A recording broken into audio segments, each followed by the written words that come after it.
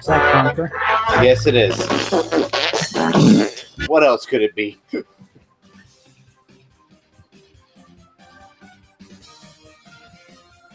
Hi, hello, viewers. If we have any yet. Sorry.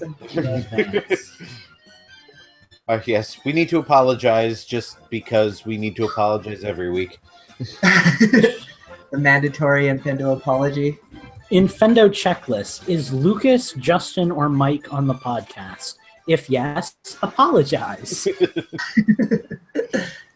I was just thinking how weird it is that we have a 3-man show and the third man isn't even one of the originals. So how weird.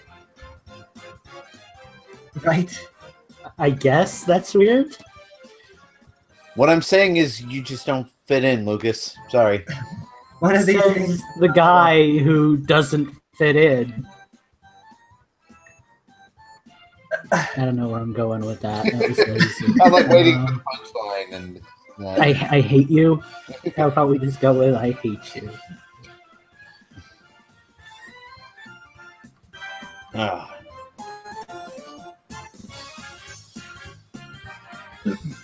Is this your music or Lucas's music? This is Lucas's. I tried to drown Lucas's out, but Hello, chat. why does it sound so fast? It's the Smash Bros. Remix. Oh, I haven't played Smash Brothers much since I got this level. That's the word I'm looking for. Level. I was like, Stage. since you got... What? I miss Smash. I would enjoy playing Smash again. It's just when you have a Switch, and now, like, I think we can all agree, like, you don't want to pick up the Wii U, you know? Like, you just, like, you have something better, and it's like, why did I ever use that old plastic piece of death? But, you know, there are a lot of good I don't games have on to it. do that because I'll just use a GameCube controller or a Hori controller. Thanks, Hex. We got this for our Halloween costumes, me and my girlfriend. So we'll have to take pictures and send them to Nintendo Crew when they're complete. Oh, Hax is downloading Metroid.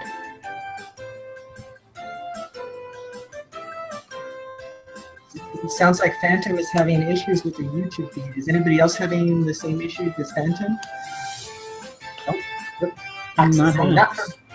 Boy, I like this real-time response. Also, we get Rose tonight, which is so cool.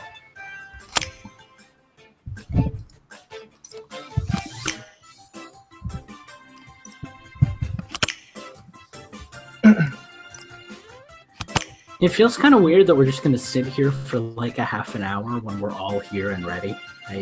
Yeah, right.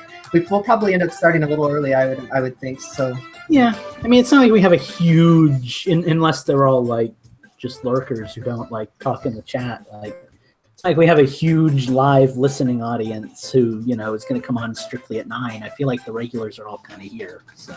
Right, exactly. Well, then in that case, I'm gonna go grab a drink and use the restroom, and then I guess we can get rolling. I'll be right back. Is it sad that I'm actually considering buying a texture pack for Minecraft?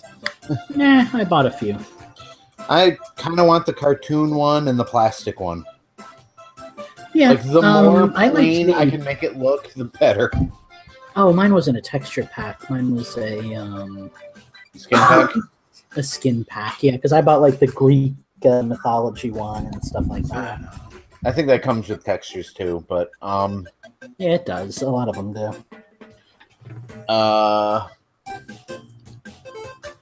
crap, my Blistex out of reach. Go, Gadget Arm!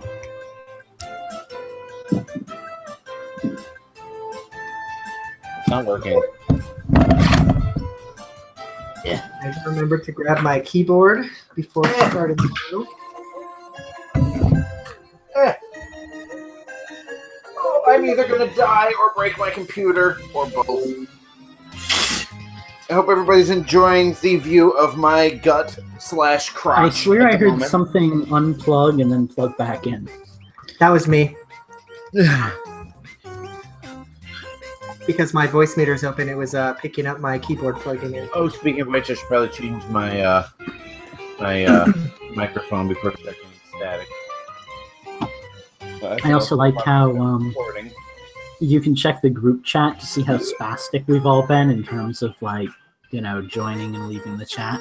Infendo Radio left. Steve joined. Masterclaw joined. Masterclaw left. Steve left.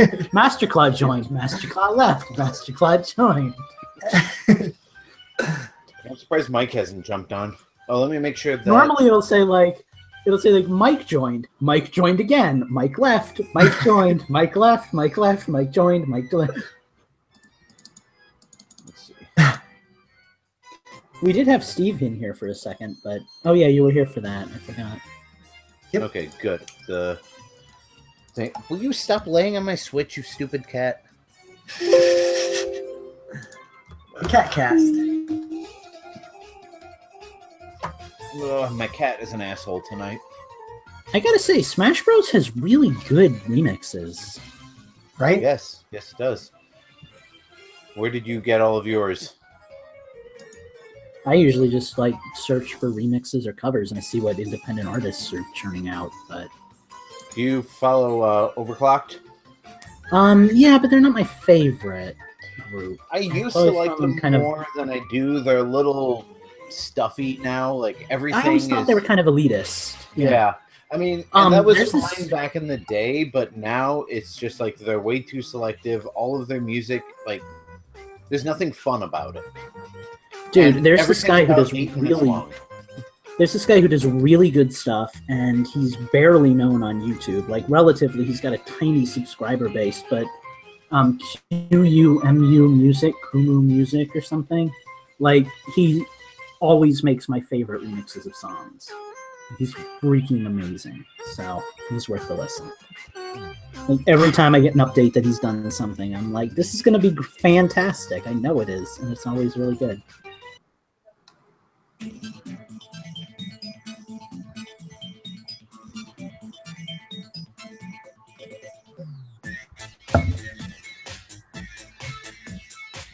I'm digging it. I'm not gonna lie. You can never go wrong with Hip Tanaka. Well, I suppose let's all open up our recording programs. We're having so much fun at the dance party. Lucas, make sure that your microphone on Audacity is set to voice meter. I think we forgot to check that. Okay. Yeah. Wait, Oh, yeah. output. I need to make my playlist while we're talking And my about stuff that I don't know about. My speakers can be whatever they want, right? Yes, correct. I'm gonna test my audio real quick first. Recording audio for voice meter. So give me a sec. Yep, somebody Well, connected a Joy-Con. I'm picking up me, and I'm not picking up you.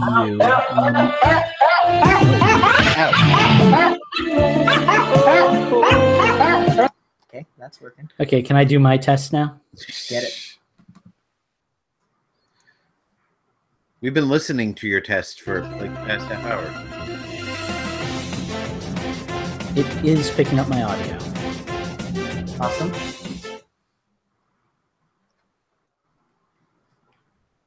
And now Justin does his test. Again? Hang on. Well, do you I don't- have to, or are you I don't good? know. Do you want to test your audio while you're recording, or does it even show you anything on your recording program like it does on Yeah, Audacity? it shows. It's picking it up on my recording. Justin, Okay, cool. why is everything about your computer so weird? Because it's a Mac. But it's working. Everything's working. Hey, tell me if you hear this in stereo. What a place to start.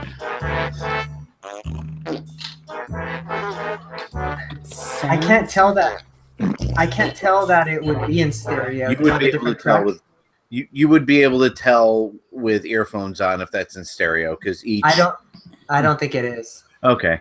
Well, Justin, oh, well, if you don't need another song. I actually have a song that's like the perfect test for that. nope. because That's That's fine. You're not hearing it in stereo, so I'm switching mine over to mono for the podcast part of it, and then I'll just record in stereo. Okay. Which Actually, I shared that link with you guys. No, I just shared it with Mike. That's right. You're in my way, Bagheera.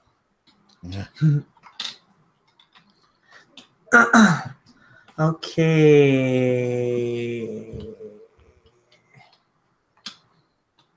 My cat is my armrest. Oh God. There. Change places. Well, Can do you barely guys see. wanna get rolling a little bit early? Would that be cool with you guys? Might as Sure. well, right? Yeah, I figure we're just all kind of just sitting here, so we kind of know what we're gonna be hitting. So I think let's hit Yeah, it. I mean, it's obvious that we don't like each other because we're not talking to each other, so we may as well get this shit over with. Well, we're not all making fun of each other. There's nobody here to instigate. Justin, I guess that's your role. Oh, I see someone here who can instigate. So I guess we'll just hit the news in the order that it appears. So I'll take the first one, and then you'll jump in after that, Lucas and Justin, and then Lucas, and then finally me. Cool. All right, guys. So just to make sure, I'm doing the Nintendo birthday, and Lucas is doing the Mario run. Yeah. Correct. You're doing the Nintendo birthday, and we've all got our other stuff. Works. I was actually really excited because for like the first time in forever, and I'm sorry for the for first time. Yeah. I knew it. But really, like for the first time in forever, we didn't spoil all of the news topics for the live listeners. I'm gonna keep doing that every time you say that. For the first time in forever. Yes.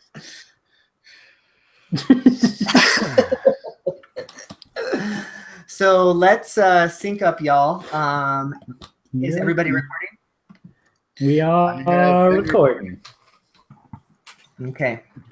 Claps. All right. In 3, 2, 1.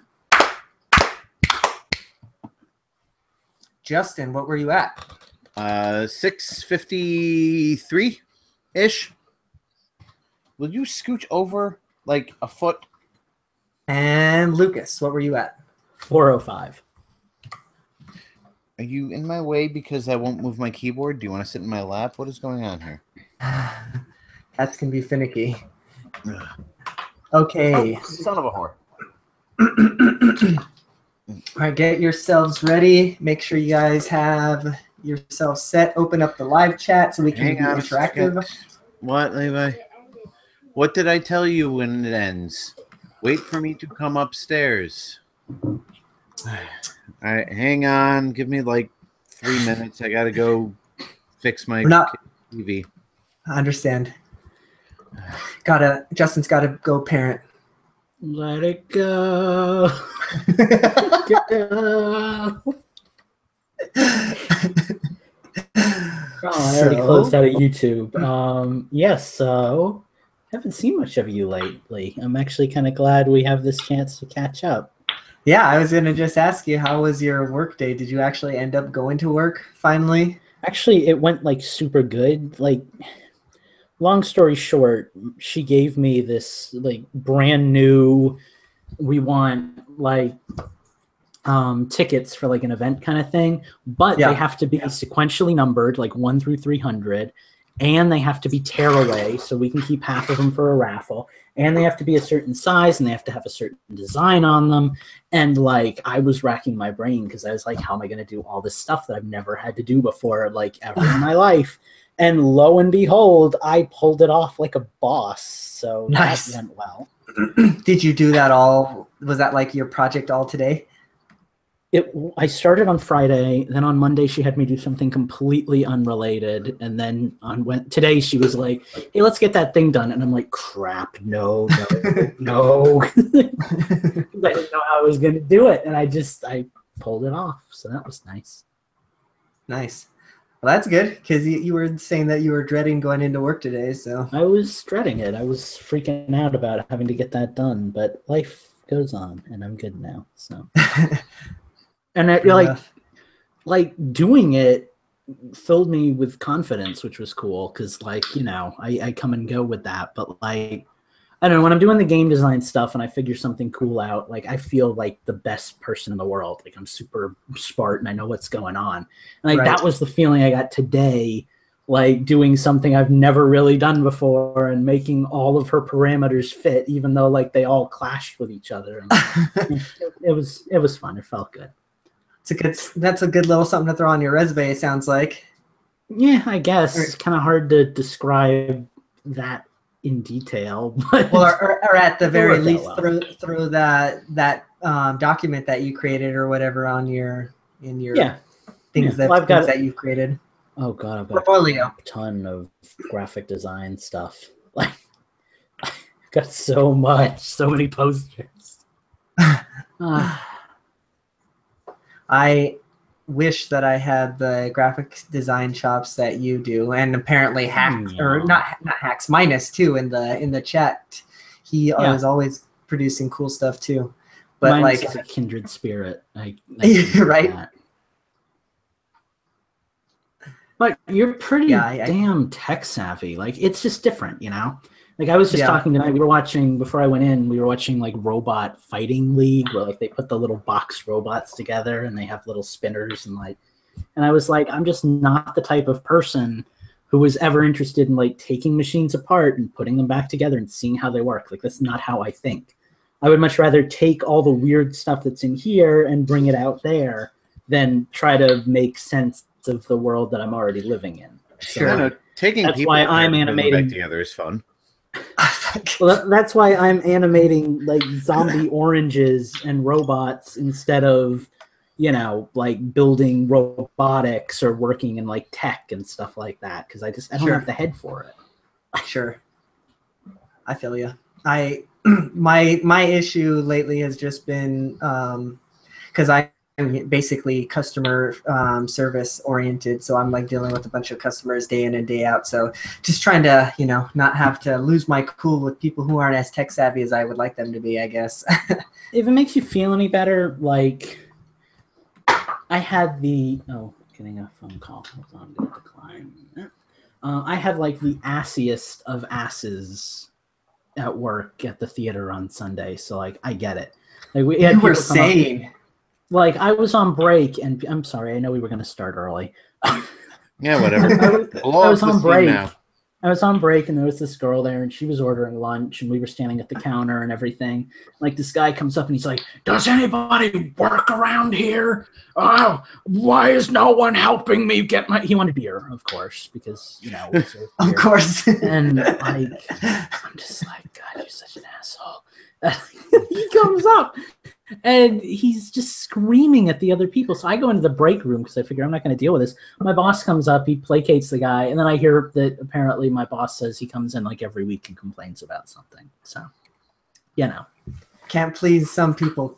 Just can't do it. Some people. Yeah, but you can't kill them either, so, you know, there's just no winning.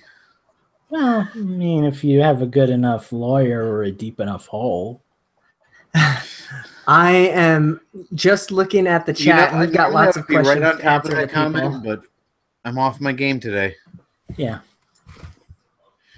I'm going to respond to the chat real quick, and then I guess we'll get started. Apparently, the chat wants to know how deep your hole is, Lucas. I knew you were going there. Yeah, it's just my wit is not sharp tonight. Well, now seems like as good a time as any to check my voicemail since we're waiting to start anyway. Oh, that's loud.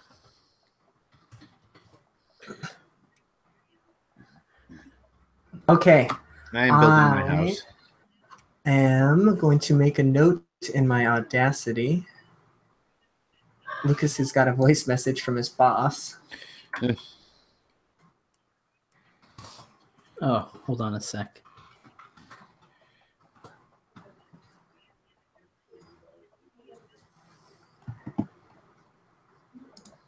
I want to take a screenshot of your telephone face.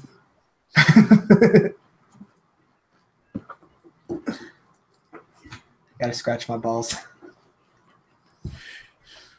You know, when the lighter sound immediately follows that statement, it makes it a little less ambiguous. Okay. So now I will be right back. I understand. Jesus.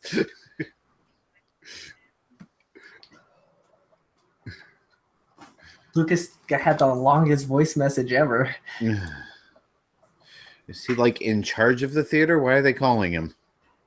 It could be about his other job. I am building a house. I should be reading or finding Nintendo's music, but instead I am building a house.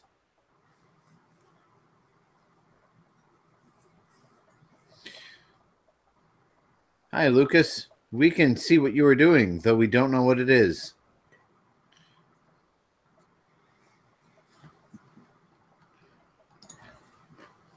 And he just nodded at me, which means he did not mute his computer for some reason. He has himself muted, but not us muted.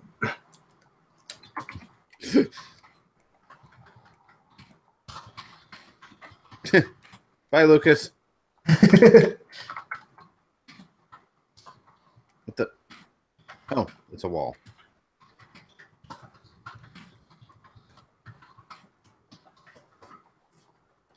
Am I hearing music or your keyboard?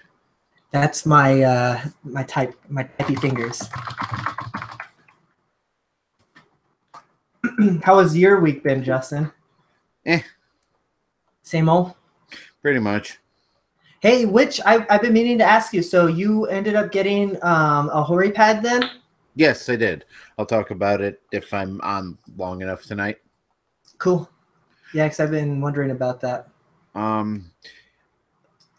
mean, the short version is it's good. I like it, and the best part is I can use it on my computer. So even though I am planning on getting that other thing that I showed you guys in chat, the Hori pad will still have use on my computer, even if I don't use it on my Switch. Because I mean, if I can use my Wii U controller on my Switch, that'd be great.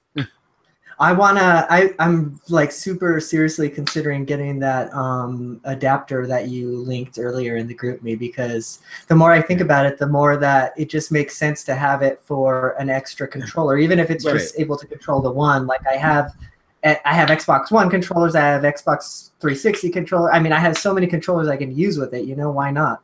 Right, exactly. That's kind of my thought. Is, you know, worst case scenario, I spend $20 on something that gives me multiple options for controllers. I mean, between the Hori pad and the adapter, I've spent almost $50 on Switch controllers. I almost may as well have just gotten the Pro controller, but I also now have two controllers. So sure. Well, guys, you ready to get rolling? Yeah, sorry about that. I just wanted to call them before they closed. That's cool. Was that you at the movie theater? No, it was Office Depot. She was telling me that the printer is cutting off 1/4 of an inch on each side, so I need to scale it down a little bit and send her the new one so it won't, you know, crop. They're cool over there. I like them. Gotcha. You're like, thank God they didn't just print like 300 photos like that or whatever. Yeah. Well, it would have been 30 pages on ticket paper, which costs like $12 a print. Yeah, so like, that's expensive. Yeah. All right. But Nintendo video games. God, we are starting 5 minutes early. It was looking so promising.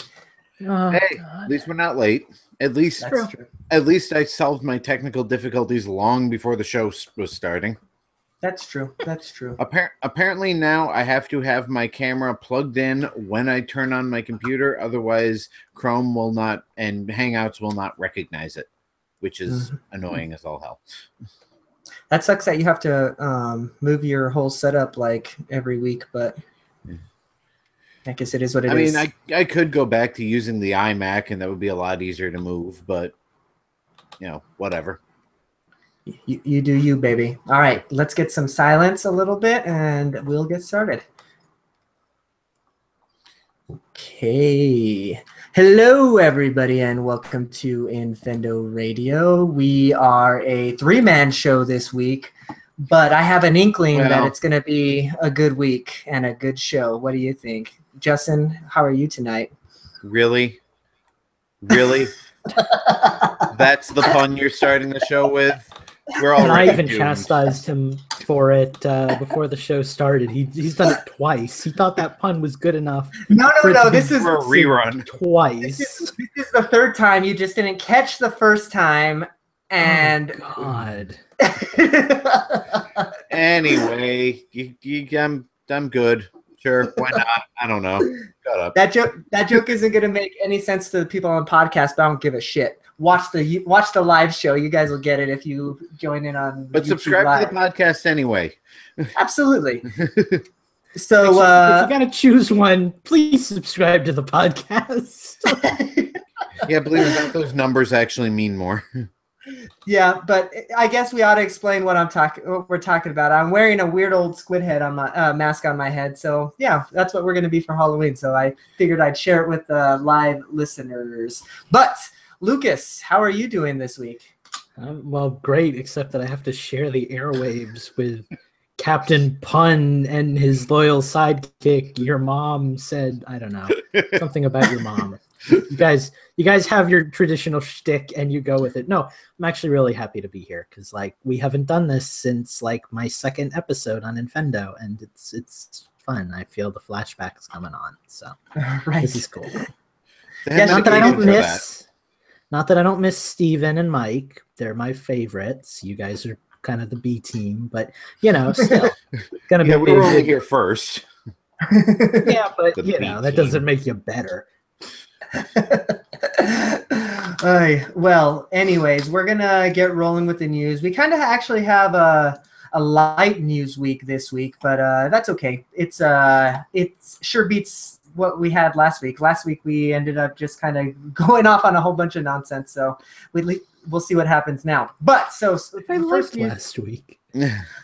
yeah, I guess I didn't participate all that with that many news topics. They kind of weren't all for me, so I guess this week is a little bit more my speed. Welcome to my world. That's fair.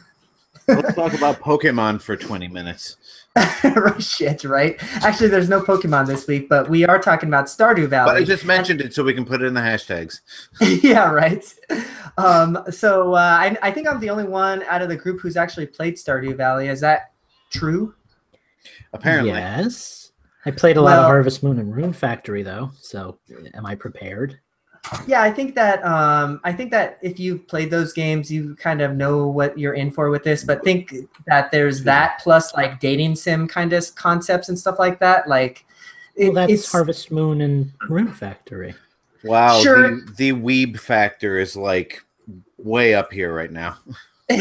Sure, but I guess I just feel that it goes a little bit deeper in Stardew Valley, but it's really good. I think it's the best Harvest Moon game I've ever played. I keep saying that, but I kind of gave up on it when I heard that they were going to be producing a Switch port of it, and that was a long time ago. But it's looking like finally that we are going to see this here pretty soon because.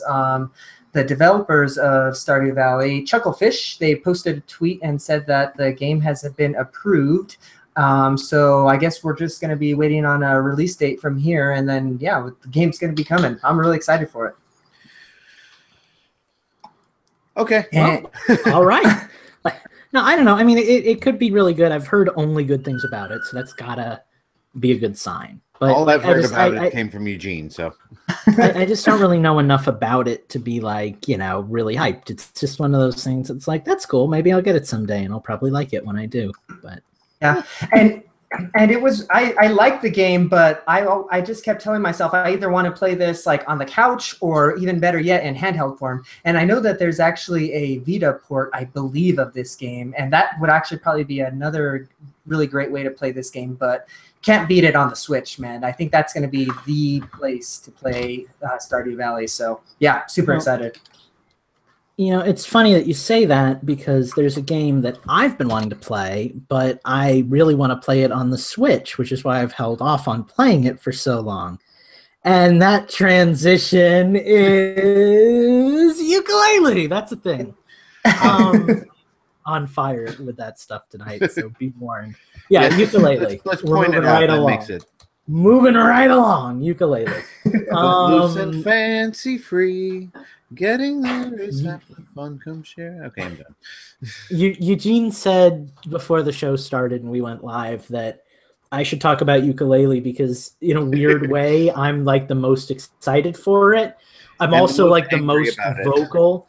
Yeah, Yeah. on the show, on Twitter, in our group chat, I'm probably the most angry about it. And last week we had a big long discussion about how game developers need to be more open with, why there are delays or why games aren't coming out. We praised the guys who are working on Final Fantasy 15 for, going into detail about what they were trying to do, even though it sounds like they're not going to be able to do it with the Switch version. And then, like, oddly enough, right after we talked about that and about how Playtonic Games has been silent for so long, Playtonic Games came out and basically did what I wanted them to do and explained why ukulele is taking so long. Kind of. They did release a little press release. They said that they were going to update us on their efforts to complete it for the Switch. They kind of did a little tongue-in-cheek thing on their Twitter page about it, saying nobody's been asking for this title. And that kind of pissed me off. like I yelled at Mike when it came out, poor Mike, because I was like, you don't get to joke about your colossal screw ups, like you make them right. Like you don't just get to come out and say like, oh, I'm doing such a good job handling the Puerto Rico situation, aren't I the best? When like you're doing nothing to handle Puerto Rico. On a much smaller scale, you don't get to come out and be like, oh, those Nintendo fanboys sure want their ukulele, like 6 months after you haven't given us anything but soon over and over again on Twitter. It kind of reminds me of the Mighty Number 9 trailer where they kind of made fun of geek stereotypes in a very not very nice way. Yeah. Yeah, no, I totally get that. I actually watched a video, I think, I might be wrong, I think it was a Nintendo World Report video about games that would have been more successful if they had been released on Nintendo systems, and right there on the list is ukulele. It's like you have this game that basically is geared towards Nintendo 64 fanboys, and you can't even release it on a Nintendo system in a timely manner. Well, and the thing that's been fun for me in kind of a schadenfreude way has been, I think I was one of the earlier angry fans for the game because I was coming on kind of like hot and quick about how pissed I was, and people were like, wait for it, give it a chance. Now it's been, what, like 6 or 7 months, and we're getting really close to Mario Odyssey, which is kind of being seen as the game that's going to blow ukulele out of the water. Right. And people are really pissed. Like, if you go onto any Playtonic post that they've made on Twitter, all of the comments underneath will either be, where is the Switch version, or you waited too long for the Switch version, or, can we get a final date on the Switch version? But in their defense, because I feel like this is just going to become me harping on Playtonic, and they are really great game developers. They're just maybe not the best at getting their information out there. One game. They did well, but they have a history. It's not like they do have a pedigree. I'll give you that. Yeah, it's not like they're a total outlying studio. They're made up of real industry professionals who've done a lot of stuff. And to be fair, Rare was never very good about getting their games out on time either. Well, how many delays did we get for Perfect Dark? Hell, GoldenEye didn't come out until the sequel to GoldenEye was almost in theaters. Sure. But that's actually interesting because that's not something I can speak on because I didn't follow gaming news at that young of an age. Well, because you didn't know how to read yet. For me, Banjo-Kazooie, bitch, I learned how to read through Paper Mario. But for me, Banjo-Kazooie was it was a game that was available and I bought it. But ukulele is like the first game from that group that I've really been excited for. Anyway, let me read the news because we haven't even covered the actual news portion yet. It's just been opinions. And they did a good job with this. They said that we're very nearly there. We promise. They said that they had encountered some final technical hurdles and they were waiting for the arrival of Unity 5.6 in order to fix them. Unity 5.6 came out, but that presented some new issues, which Of is course. fairly common. You know, you're working with newer tech, and I suppose you run into the problem where, you know, now you've got a bunch of other hurdles you weren't expecting to be an issue that are an issue. So that's why it's taking them so long. Pardon me for interrupting yet again, but this Yeah. sounds so much like the Duke Nukem Forever story. It's like, oh, well, we had I'm sure. grand ambitions, and then the new technology came out, so we wanted to adapt it to the new technology, and then before we could finish fixing it for that new technology, another new technology came out, and we wanted to use, like, it just sounds so like, I get that they don't want to ship a broken game, and I appreciate that. We all know the classic Miyamoto quote. Let's But not. at the same, but at the same time, I mean, couldn't you like throw us a bone and release the game and say, hey, look, this is kind of the beta version of the game, but we want you to have something to play, and when the final version comes out, your save will transfer over and you can play it in all its glory, but everybody Maybe a else playable with demo. every other system has this game and has played it to death. We'd like you to have something. Yeah, You maybe can be a our playable demo playtesters. of like the first level, because one of the game mechanics is that you can actually make the levels bigger as you go along. Right. Maybe a playable demo where you're only able to play in the smaller version of the first world, you know? Right. Just something to kind of wet people's whistles while they wait, because I know I would jump all over that, the chance to play the game on my Switch for a bit. Like, I don't want to say they're not doing anything, because they've given us an update. I feel like they could have told us a long time ago that the reason that it's taking so long is because they were waiting for a new version of Unity to come out. Right. Like telling us soon when you don't know when soon is troubbling. And right. now I mean, I get the technical difficulties, but yeah, you're right. Like the fact that they came out and said, look, we had these technical difficulties, but we couldn't fix them until this happened. So, you know, like that would have been nice. And I understand that. I think the reason that they did this was probably to avoid maybe avoid losing sales of the Switch version to other systems, because if you had heard 3 months ago that they were waiting for a new version of Unity and they had no idea when that new version was coming out, would you have probably jumped ship and bought it on PlayStation or Steam or Xbox? Right. Probably. I probably would have. But hell, when they said there wasn't going to be a Wii U version, I was all ready to buy it on Steam and just play it on my computer. Yeah. It's just one of those situations where it's unfortunate, because I feel like maybe being open wouldn't have been the best business choice, but it might have kept tempers down a little bit better. Like, if I had known that they were waiting on something that was out of their control, I'd be okay with it. And this circles back around to the same conversation we've had time and time again about Nintendo and the SNES Classic and Amiibo and stuff like that, right? It's about, if they were more open about what's going on, then, you know, we would be less inclined to be so mad at them, you know? Like, just tell us that you don't know if you don't know, you know? Like, that's I don't know if you don't know, you know? Yeah, but if they're saying coming soon, like we're expecting like, okay, well, maybe by the end of this quarter. Okay, quarter's over. Okay, well, maybe we're going to get it by the end of the summer. Well, summer's over now, so when the hell is this game coming? So it's just... maybe I'm being too like dramatic, but I feel like back in the day when like Nintendo Power was your main source of information and you went to Blockbuster to rent video games, it was okay for game studios to do this because they would just make a press release and they'd say coming soon, and then the game would go dark for a while. But now we're living in an age with Facebook and Twitter. There's weekly podcasters like us who talk about this stuff all the time. Game developers are more pressured, I think, to keep the public informed. And I just don't think a lot of the big like AAA studios have caught on to that yet. The indie developer market seems a lot better at that because, you know, they're smaller teams, they're more connected to their fan base, I think. And to a degree, Ukulele is like that because they were really reaching out for a while. But it does seem like indie game developers are better at saying, I hit a snag, this is what I'm waiting on, more info soon, hopefully.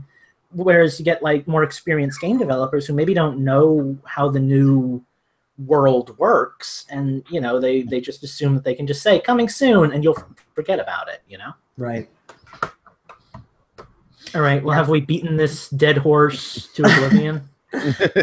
I think we probably have. So Justin, looks like you're up next. Why don't you hit us with our next news topic? I'm hoping upbeat.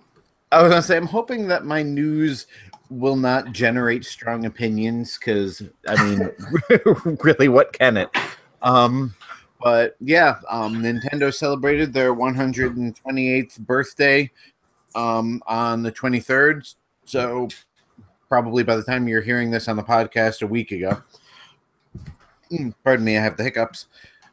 So for those of you who don't know, Nintendo started out as a card company. They made a Japanese game called Hanafuda. In the early 19th century, they got into a few other businesses like love motels, which extrapolate from that name what that could possibly be.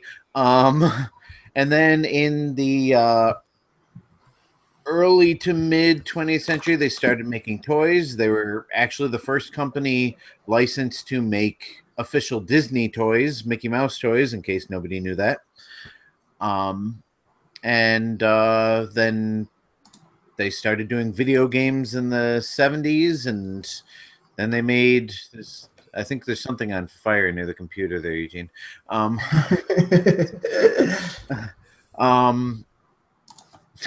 my train of thought. Now I feel like Eugene.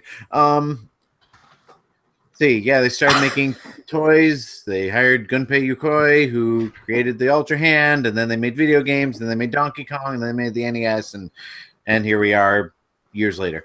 Interestingly enough, when I first purchased Infendo, I wrote I'm looking at it now. It's a 10-part series on the history of Nintendo. So if you're interested, go read that. Jeez, I thought my two-part article was ridiculously long. Yeah, someone had way too much free time on his hands. Yeah, no kidding. I don't even know if it's any good, but yeah, tell me if it wasn't.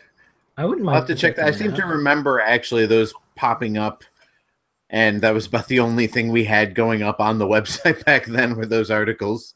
Thank God we moved on to quality articles like clowns that have appeared in Nintendo video games, right?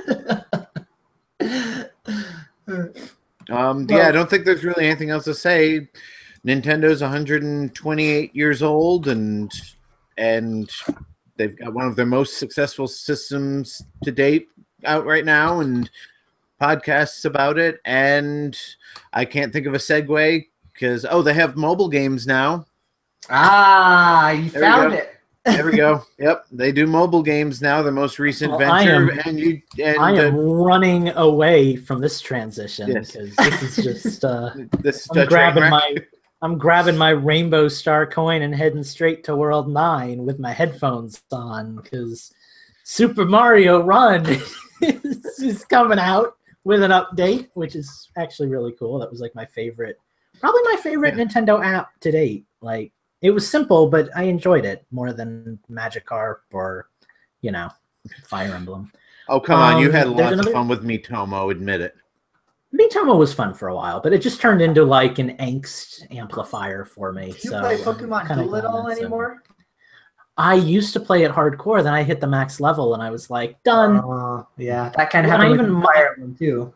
Well, I even mocked people like online because they were like, I finally reached master level or whatever it's called, and I just don't have the interest anymore. And I'm like, that's crazy. And then I hit master level and I'm like, well, I'm done with this. I never want to do this again.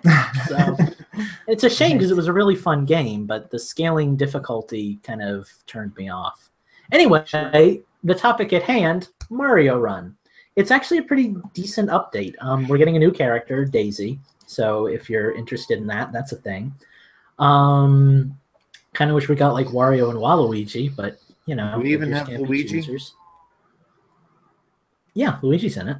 Okay. I haven't actually played it. Like, I booted it up and did a little Toad rally a few weeks ago, but I haven't really actually sat down and played. I haven't even beaten the campaign, and I paid for the whole thing like right off the bat. So God, I beat it like I bought it the night we did a podcast, and I beat it like by the end of the podcast. With like all the coins done. I was looking at your high scores. I was like, what the hell? But no, I'll definitely be re-downloading because some of this stuff sounds interesting. Finish what you're saying. I've actually got a lot more to say about the things, so maybe I'll get through this and then we'll give our opinions. But you unlock Daisy by playing through something called Remix 10, which is described, and forgive me here, as a frenetic mode, which will feature 10 level snippets from across the game. Each time you play, you'll get a different selection of sections, collect enough rainbow medals, which are like the new things, I suppose, and you get Princess Daisy. There's also going to be a World Star, which is 9 new levels that are like actually, levels, not like Toad Run random generated stuff, but like actually like thought out and designed levels. So that's kind of cool. Let's see. Those will be available once you've completed the game's existing stages. There's going to be new enemies and gameplay mechanics, which is rather exciting. And, this was the thing that actually got me the most, and it's probably like the least exciting news. You're going to get to play your own music while you're playing Mario Run, which is cool because up until now, Mario Run has been an absolute butt on Android with music. Actually, like all of Nintendo's apps kind of suck with music, but Mario Run in particular would like mute my music every time I would hop in, and I'd have to pop open and do stuff. But now it's going to be built in that you can listen to music, and the characters even get like cute little headphones that they wear when you're listening to custom music. That's cool. So, leave it to Nintendo. That's cool though. And there's also going to be some new decorations for your Mushroom Kingdom, but does anybody really care about decorating the Mushroom Kingdom? Oh God, really? I thought that was like the most boring aspect. Like that kind of drove me away. Well, anyway, the update's coming in 2 days. So by the time you're listening to the pre-recorded version of the show, you'll be able to download the update. Go on the store, download that game. And it's going to be half price for 2 weeks. I assume that moves on Android and iOS. I heard that there was a sale going on, so I was going to mention that. Mm-hmm. So I guess, Mario Run was that game that like Nintendo thought was going to do better than it did, I think. So maybe this is their way of kind of saying, hey, remember that app we released that did okay but not stellar? Please buy it. Yeah. And it's really, even at $10, like you get your money's worth on that. There are so many things out there that I've seen people pay $20 for, and it's not nearly as enjoyable or fun or fleshed out as Mario Run. So it's definitely worth it at $10. At $5, get it. You will get $5 worth of enjoyment out of that, even if all you do is Toad Run or Toad Rally, because that's fun in and of itself to just challenge your friends. Right. Well, it's definitely a Nintendo quality app. You can. It's a quality game. It's not like lacking in any areas. The controls are tight and responsive. Yeah, I think it was a great game. I ended up paying for it. I think when you bought it, Lucas, that very same night when it launched on Android, I want to say. And yeah, I haven't gone back to it and finished everything yet. But what I played for it was worth the money anyways. It's a great game. I don't know why I haven't gone back to play it, to be honest with you. Maybe I need to go and chase your scores. I was actually kind of disappointed with our participation in Mario Run because I thought that would be a fun game to like compete. Like the 5 of us could all compete and check our scores and right. kind of make that like an inter-office rivalry. But right. I don't know, it never really took off. Like every now and then I would re-download it and I'd look at it and I'd be like, oh, Mike's played the first 4 stages and that's about it. Like, That's about where I'm at. I think I played like 3 or 4 stages or something like that. I think the problem was that it launched on iOS before it launched on Android. So by the time it launched for you guys, I think Justin and I may have lost interest in it. How long did it take to launch on Android from iOS? I can't remember that time frame. 100 days. While, but I don't remember. I'm actually booting up the game right now to get my friend code if anybody wants to request me. It was exactly 100 days. That was the Okay. deal that they made with Apple. Oh, okay, fair enough. Right. Well, yeah, I guess once the update shows up, maybe I'll. I just actually opened it up on my phone, so I'm ready. I've downloaded whatever update needed me to download for this one, and I'll be ready to download this next one when it comes out, I guess. So. All right, let's all download. Let's all download Malio Run. Cool. Well, I'm not sure that there's anything else to talk about Mario Run, unless Justin, you want to finish us off with the topic? The game just crashed, so I guess I can't give my friend code now. I'm good. Cool. I just happened to realize that I have to pick the songs that I'm going to do for what do you call it tonight? So we better pick. Can I interject a very quick news story into our 5 articles while we're still on Mario? Sure, Yeah, that hit works. it. I only have this because I'm subscribed to Nintendo's YouTube, but they released footage from Nintendo Minute of a place called Seaside something. I can't load now. Seaside Kingdom gameplay on their YouTube feed. They released it about like 10 minutes ago. So if you want to see some of that hot, sexy Mario Odyssey footage, you can come check that out. It looks gorgeous. I've been avoiding Mario Odyssey gameplay video like the plague. Y'all are I weird. actually have been too, to be honest, but I just booted up the footage and like they just panned right to a boss, and I'm like, oh my god, it's beautiful. So I did see Mario's nipples, however. yeah, I came back from the storm. I had the power outage when that was a thing. And my first reaction was, why is everybody drawing shirtless Mario? And then I was like, oh, you can see his nipples. And I'm like, that doesn't matter to me at all. And then I moved on with my life. I don't know why that became like the next big thing. I don't either, but I liked what became because of it. Yes. Yeah. I also like the fact that everybody was drawing attention to the fact that isn't Mario Italian? Isn't there something missing here? You mean the Right. chest hair? Yes. Gobs of I it. mean, this bad mamma jamma right here. Do not looking at our video chat now because I'm scared. All right. We're moving on. So this one's going to be a short one, Justin, so you better get your list compiled quick. All right, I'll work on my house later. Another in other news, Frickin' kickstand. so we've got another game that's going to be ported over to the Switch, and I'm actually really excited about this one as well. I don't know, however, that I will pick it up because I've already played it to completion, but the game I'm talking about is Inside by Playdead Studios. They came to fame with their first game. They came to fame with their first game, Limbo. I don't know if you guys ever heard of that one. I did, and I have it on like 2 different systems and 3 different systems, and I don't think I've ever played it more than like 5 minutes. Well, it's the same type of deal with that. It's a super stylized 2D platforming game. It is. Oh my god, the visuals in that game are so fantastic. Like everything going on in the background is just incredible. I highly recommend this game. Last year it was probably one of my, I know it was in my, I don't know if we made lists, but it was for sure in my top 5 games of last year. So I don't know if that means anything to y'all, but it's really good. So once it comes to Switch, which was just announced, I highly recommend everybody pick it up. However, we have no idea when it's coming. This came from a interview from when I think it was like an indie game showcase or something like that in Japan, and the Inside studio head gave an interview and said, yeah, this game is coming over to Switch and coming over also to iOS, so that's pretty cool as well. So yeah, if you guys get the chance, pick it up. Super good. I'm just talking to myself here now. Anybody have anything to say about Inside or Limbo for that matter? I don't really know what to. Again, I don't really know what to say because I never played either of these games. I heard good things about Limbo. I've heard good things about Inside from the one person who's ever talked about it to me, which is you. I heard good things about Inside about 3 minutes ago.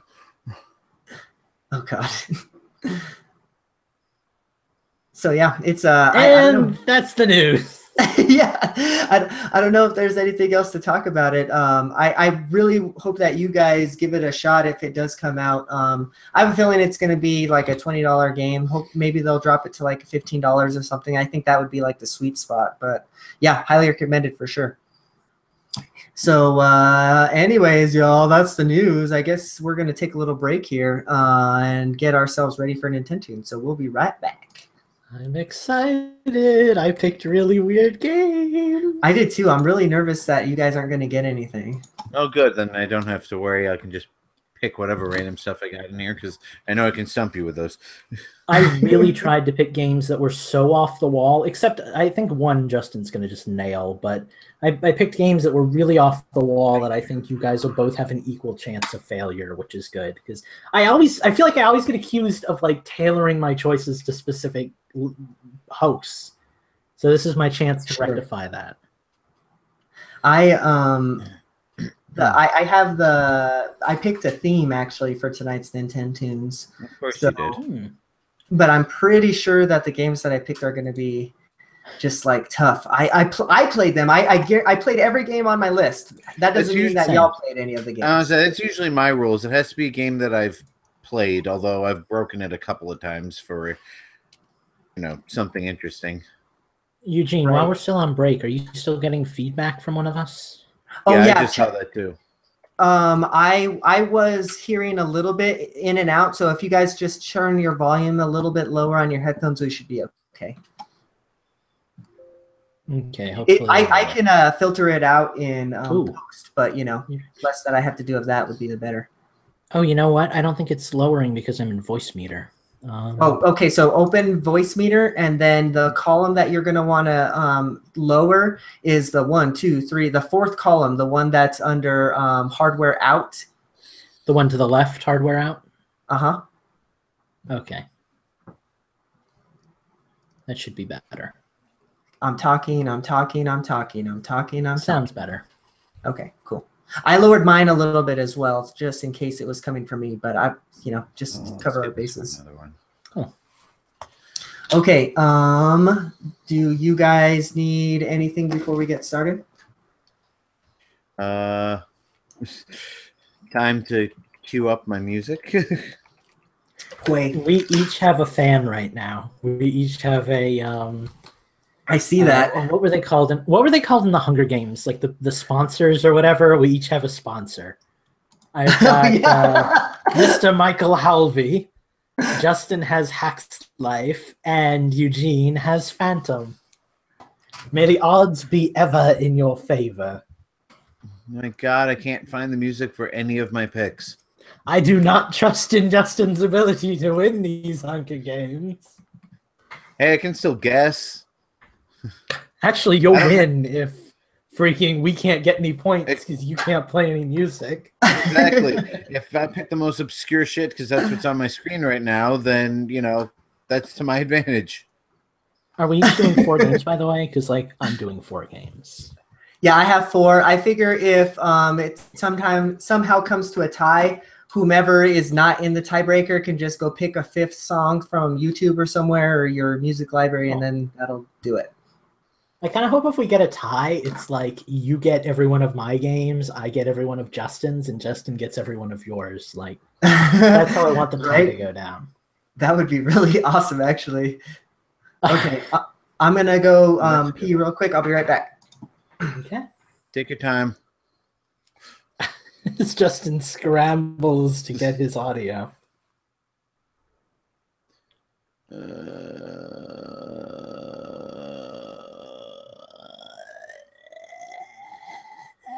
That's lovely. Must find music.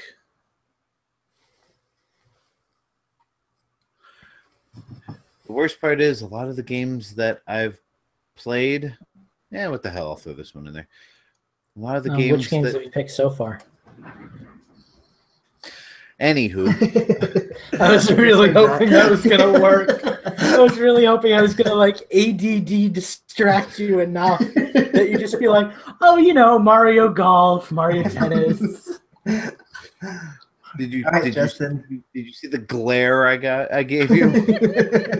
I felt like there's a half a second where you're going to be like, Star Fox 64, man. All right, Justin, we are going to get started. So well, I have at least 2 queued up, so. Wade. Start. All right, y'all, let's get rolling. All right, we're back. Nintendo Tunes is going. We're going to do a round robin Nintendo Tunes this week since there's 3 of us, so that should be fun. We each have 4 songs queued up. We're all going to play or I guess 4 games rather, and we have some different tracks from those games, and we're all going to try and guess to see who can get the most guesses from each other's, I guess, picks. You guys each said that you had 4 games, you said? So, well, Justin is working on working on his it. catalog of 4. I'm trying to stall a little bit for you, Justin, but I don't know how much longer I can stall. How about I'll take the first one. Lucas goes after that, and hopefully you'll figure something out by then. What do you say? I've got at least two queued up, so you know. Wait, goddammit. You will not get me to say this wrong, even by accident. I don't know. We'll see about that. All right. Well, here's the first track. Justin, ready or not? Here it comes. I'm going to give you a hint. No, I'm not going to give you a hint. Okay. I don't know if you guys have played this one. Lucas, if anybody's played it, I think. It's too loud. Yes, very loud. Better? Good, though. I like it.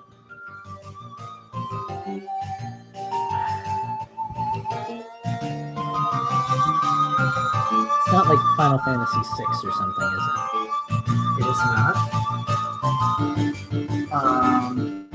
I'm going to give you your first hint. This game appeared on the Wii. Oh, wow. Wasn't expecting that. Is it Gubble? It is not Gubble. Let's just get all the unnecessaries out of the way. Gubble, Yeah, right. Home Improvement, Dungeon, Ghosts and Ghoulies, because that's usually Ghosts and Ghoulies. Y'all ready for your next track? Yes. Yeah, let's do this. All right, here we go. Here's the next one.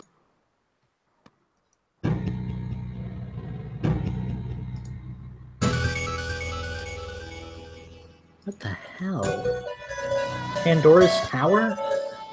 It's not Pandora's Tower. The Last Story?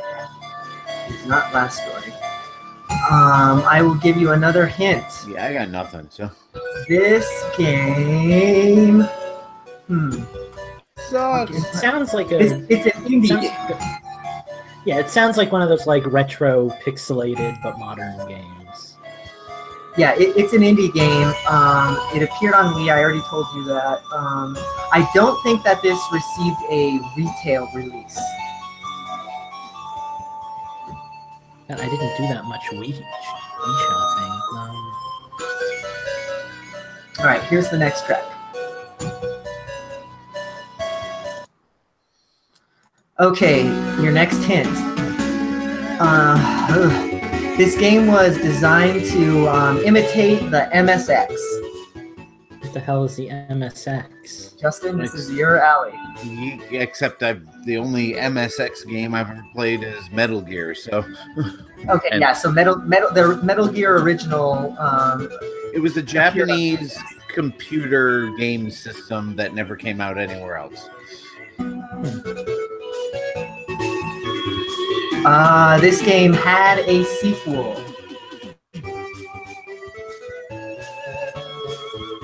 The sequel Kind of was bombing here, Eugene. the sequel was a Kickstarter. Is it like Mega? No, it wouldn't be Mega. I don't even have ideas at this Yeah, point. I've got nothing. I didn't buy like indie games on the Wii. All right, I'm gonna give you your final hint and your final song. The final hint is the theme that I have chosen for y'all. All the games that I chose for this week are Metroidvania likes. Oh, good. Here are Shantae? This is not Is it a Shantae. Shantae game? It's not Shantae.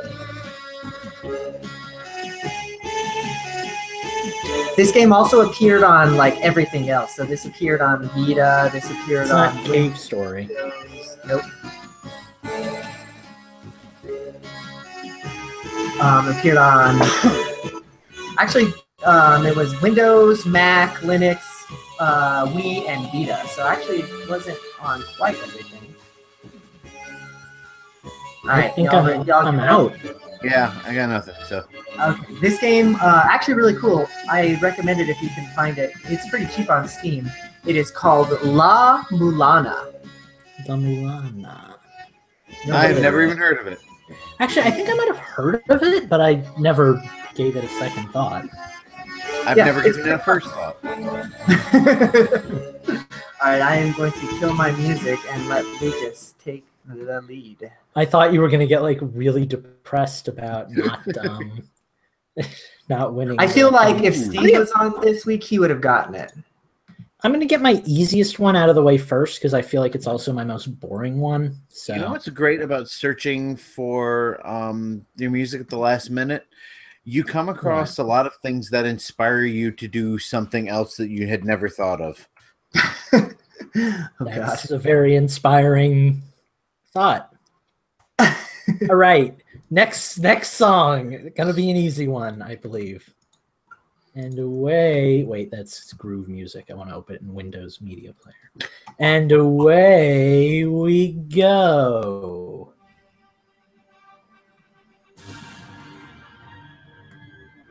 Is it loud enough? We need a little bit more volume. Louder. Okay.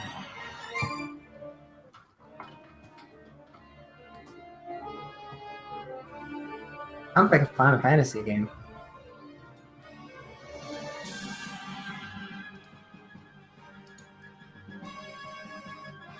I purposely chose like the one track that won't give it away from the beginning.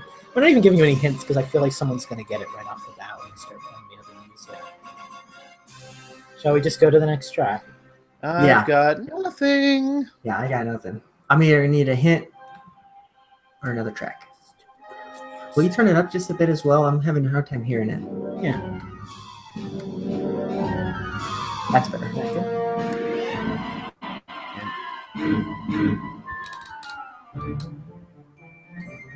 Vaguely familiar, and yet not at all.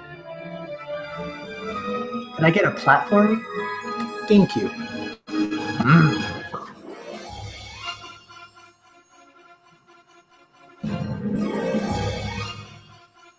It's Yeah, I agree. I knew this was going to be the reaction. Did you say that this was your easy one? Yeah. Star Wars. Wait, yeah, I just heard the Empire Star Wars State Rogue Squadron. Yes. Two. All right, wait. Oh, 2.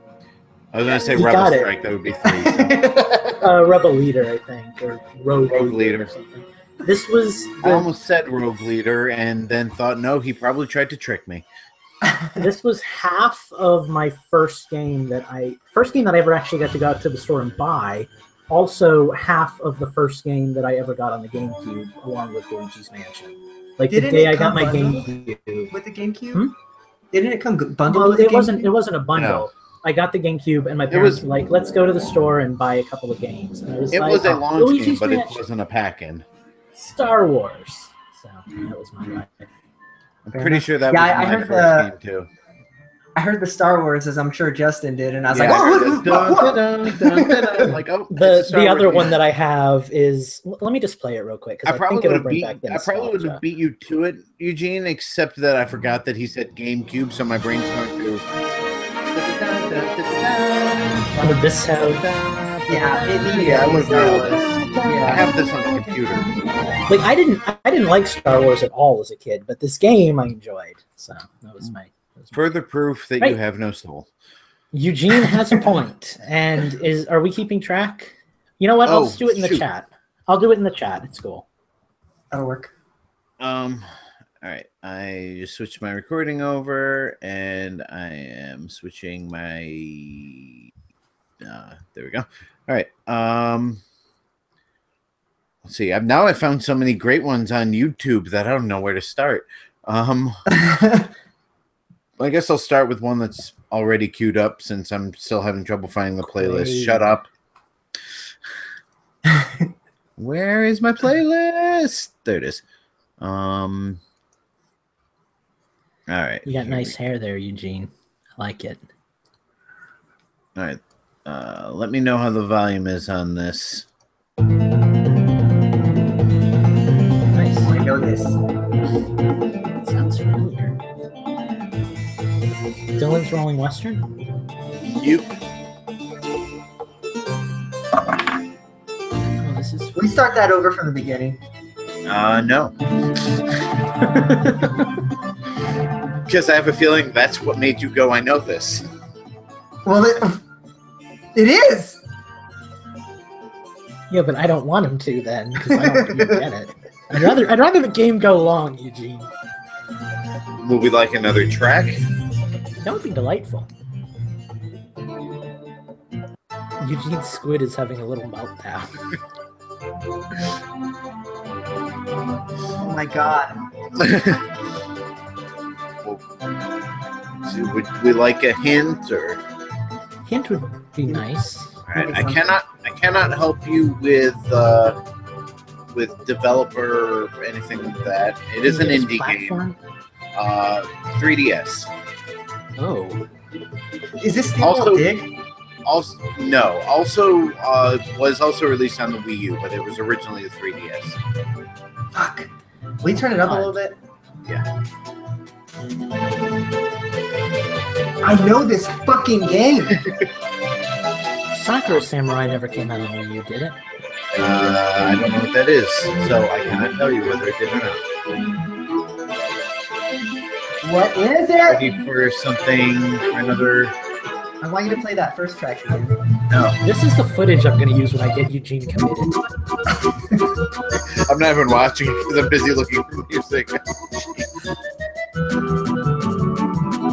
What is this? This doesn't sound familiar. Oh! Gunman Clive? Yes! Fuck! I'll give it to you. It's actually Gunman Clive 2, which was only released on Nintendo systems, whereas the first one was also an iPhone game. But I think I wrote a review of this game for us, actually, like at the very beginning. I think I wrote a review of the sequel. oh, by the way, Eugene, just for you, There it is.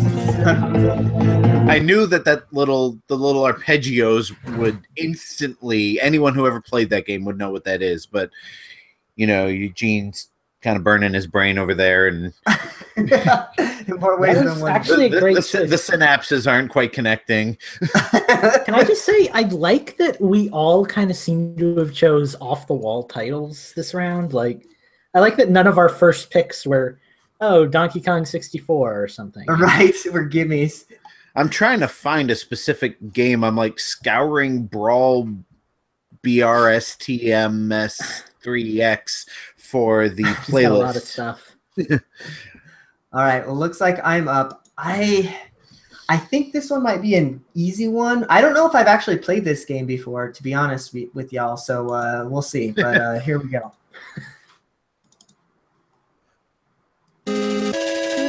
How's the volume? Oh, Oh, I I know know this. this. I know this. Crap, that's my turn. Oh, God, I was playing this recently. Sorry. Justin? Sorry. Trying to close it. That is not my game. Keep going, would you? All right, so you ready Yeah. for the next track? Yeah. Sure. All right.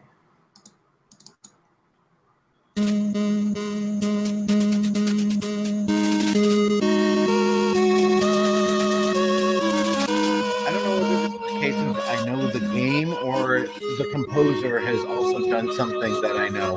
No, I know this game. EA isn't like Sports. Castlevania, I know is it? this game.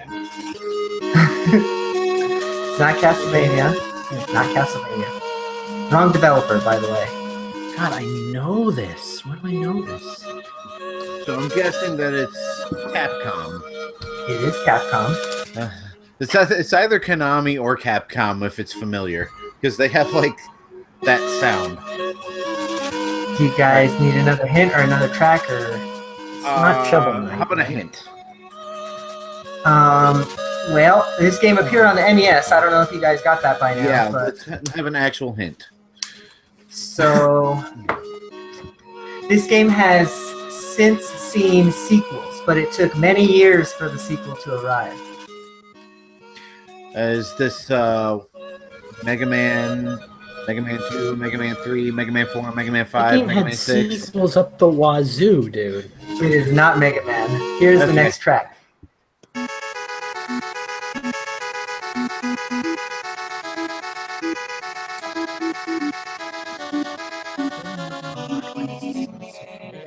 Nobody in the chat has gotten it yet, by the way.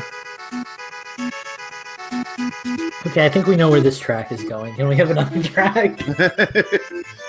No, actually, it kicks in here. Check it. Okay, never mind. You're right. Next track. I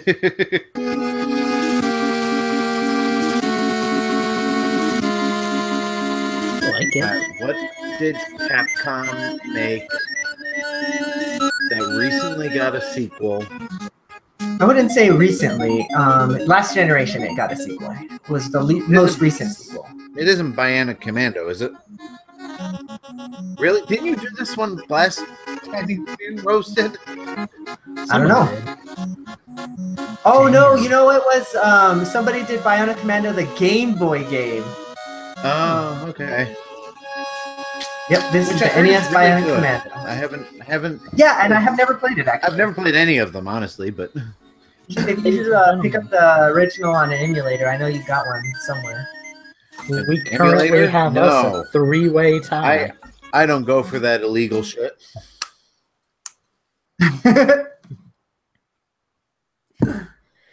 All right. Well, looks like you're up, Lucas. Guess that We are means all tied, like you said.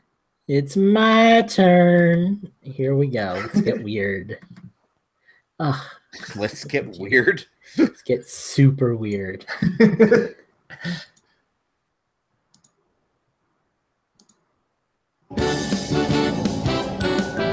This Pilot Wings. Nope. It's not a Sonic game, is it? No. Is it Right, Sega? Sega game. It's not actually. The trumpets. I hear trumpets, and I think Sega for some reason. It's definitely a Super Nintendo game. No. Sounds GameCube, right? No. Wii? Is this a game at all? Yes, Did it you is a make game. this up? Yes. You this like is the compose this soundtrack in to your my spare life. time? Nope. Right. So N64 then? No. GameCube? Nope. Wii? Nope. Let's go to another track. Eventually. DS? Nope. Arcade? Nope.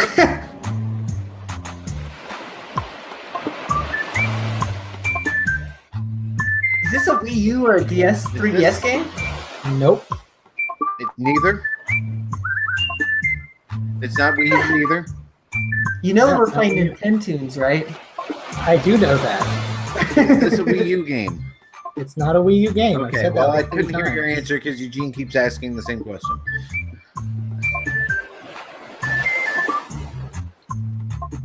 I know none of you have played this game. Is this a Switch Okay, game? now hang on a It is a second. Switch game. Okay. Is this Room in the Night Sky? It is Room in the Night Sky.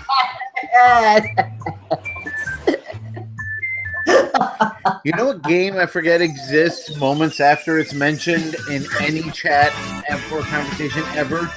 This game. Eugene, I don't even remember the name of the it. moon of tonight is your friend. God, I hope nobody's keeping score tonight because this is just ridiculous. Oh, I'm keeping score right here in the chat. I don't know what you're talking about. Oh, that makes me so happy. You guys are like, what is this? GameCube? Wii? N64? Super Nintendo? I'm like, yeah. I think we just generally forget that you can do Switch games. Right. Yeah, because 9 times out of 10 it's going to be super easy, but there's a lot of indie content now on Switch where you can pull from. Make it stop. Oh, never. I actually really like their soundtrack, to be honest. All right, my turn. Make sure volume. This might be a little loud. I apologize, but I didn't get a chance to test the YouTube audio yet. So here we go. Understood. Wow.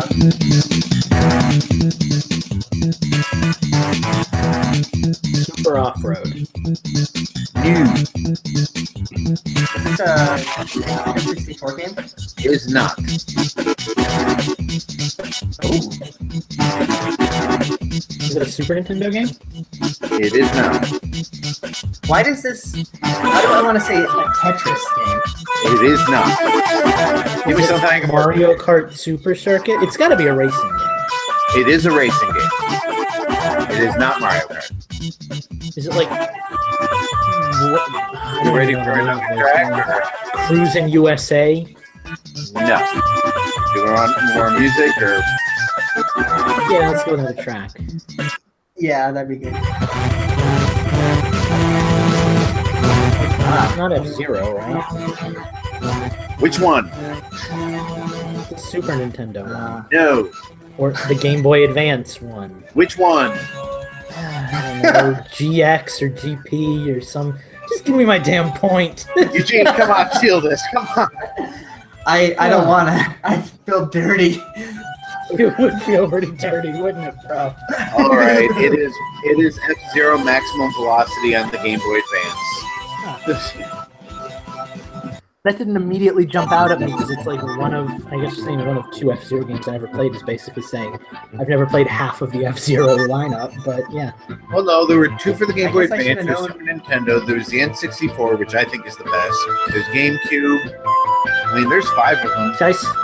I still If you prefer don't- Super Nintendo and GameCube, but that's because those were the ones I played the crap out of as a kid, so... I know that the Game Boy Advance has a weird sound chip, but I really love the music that comes out of the Game Boy Advance. Well, because Yeah. I think what the Game Boy Advance did was it was basically a proprietary MP3, which is why it has that kind of scratchy, low bitrate sound to it. Right. So, I mean, they could add sequenced effects to it, but for the most part, it was basically just a low bitrate MP3 so they could make it sound like whatever they wanted. Right. Cool. Well, that was a fun one. I think that nope. I think Justin and Lucas, you guys are tied with 2 or something, right? Let me open the chat. No, you and Oh, me no. are tied with 2. Okay. Cool.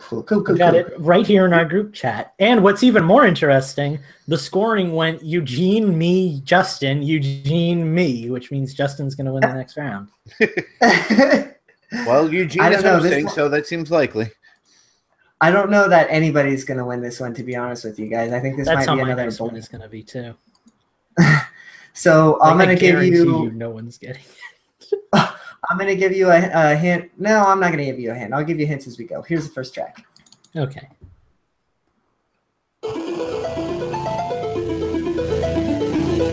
All of your songs have sounded... All of your songs have sounded the same, Eugene. You're definitely in a zone tonight. I guess that's funny because I listened to just like my downloaded music file stuff and I just like picked from that. So maybe I am in some kind of weird mood. Is this like Diddy Kong Racing for the DS or something? No, but this is a DS game. Hey, before we get too deep into this, what's the score? It's me 2, Eugene 2, you 1. Okay, your next hint is a reminder of I guess the theme is Metroidvanias, but this is kind of it is kind of a Metroidvania, but it's an isometric over-the-top game. So think more I like think if any of us have ever heard of whatever game this is, we would have gotten it just from that clue. That might be true. So here's the next track. How do you do an isometric Metroidvania? You know, explorable areas with unapplicable items, but Man, I suppose like Diablo would be an isometric Metroidvania, but Yeah. Here's the next one.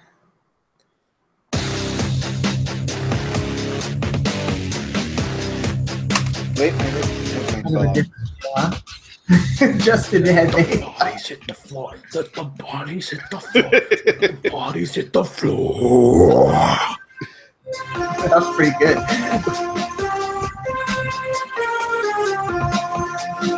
Nothing, dude. Your tracks are enigmas to me. Okay, you're gonna need a hint. Yeah, I'm gonna need a hint.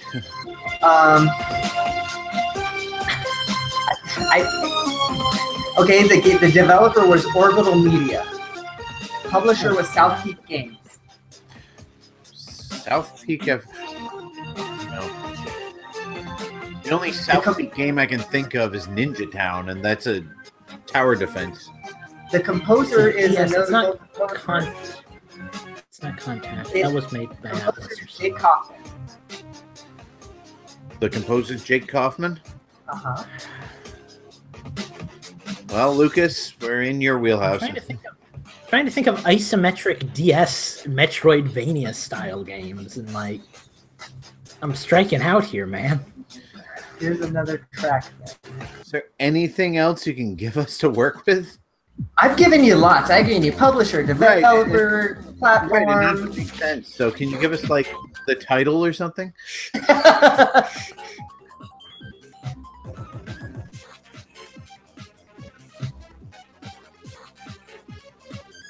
I really like this game on the DS. I mean, I know that doesn't help you, but it is really good. I like the music. If you played the game, you would know the combat used kind of like a rock, paper, scissors type of deal system where, like, you know, one beats the other and the other beats the other. So it was really neat. Is this, Crystal Monsters or something? No, that wasn't a Metroidvania game. All right, so I'm going to work on finding my next game to play because I have no freaking clue and the hints are not helping. Oh, jeez. All right, I'm going to give you another track. I'm going to tell you that Hax has already gotten it in the chat, so don't look there. You gotta Oh, of course. I will not look there. That would be dishonest.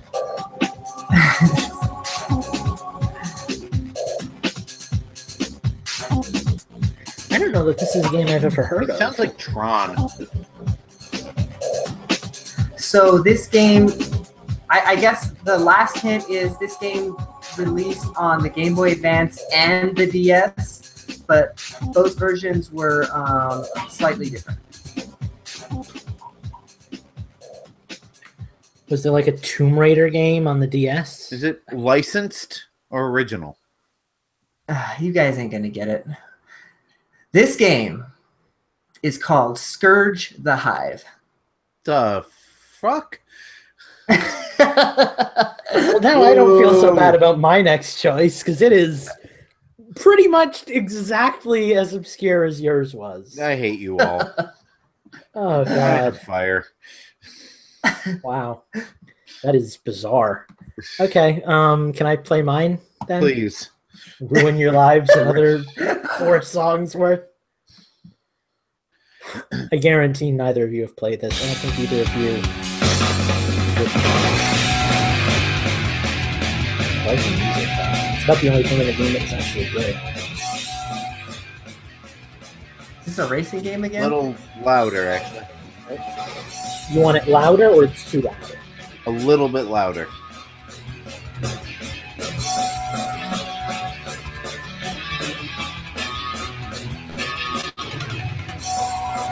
Have you played this game before? I played a lot of this game, but I was also not the most popular kid in school.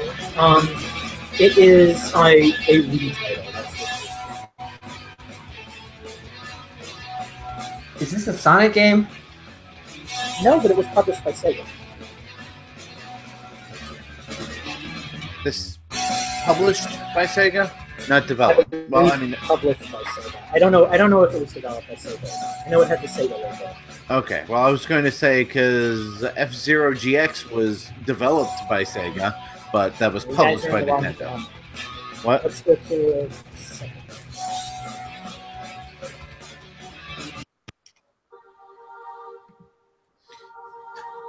Until he said Sega, I was going to say Cruisin'.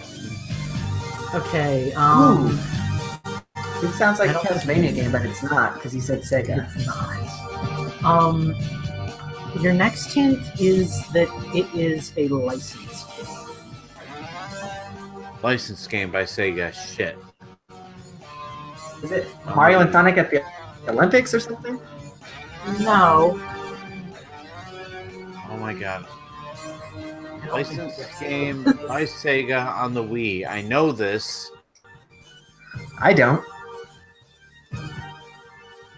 Is What this is a fighting like game? Twilight or something? Yes, it's Twilight the video game. Great. Sounds like. Thank you. Back then, this was- I'm not gonna get this without. Let's see. Wii game, Sega licensed fighting. It is a licensed game. This is why I don't think either of you are going to get Did you it. say fighting? Yes. It's a It is fighting game? licensed- Like yes. one-on-one fighting or side-scrolling beat 'em up? One-on-one fighting. It is a licensed, cel-shaded anime fighting game.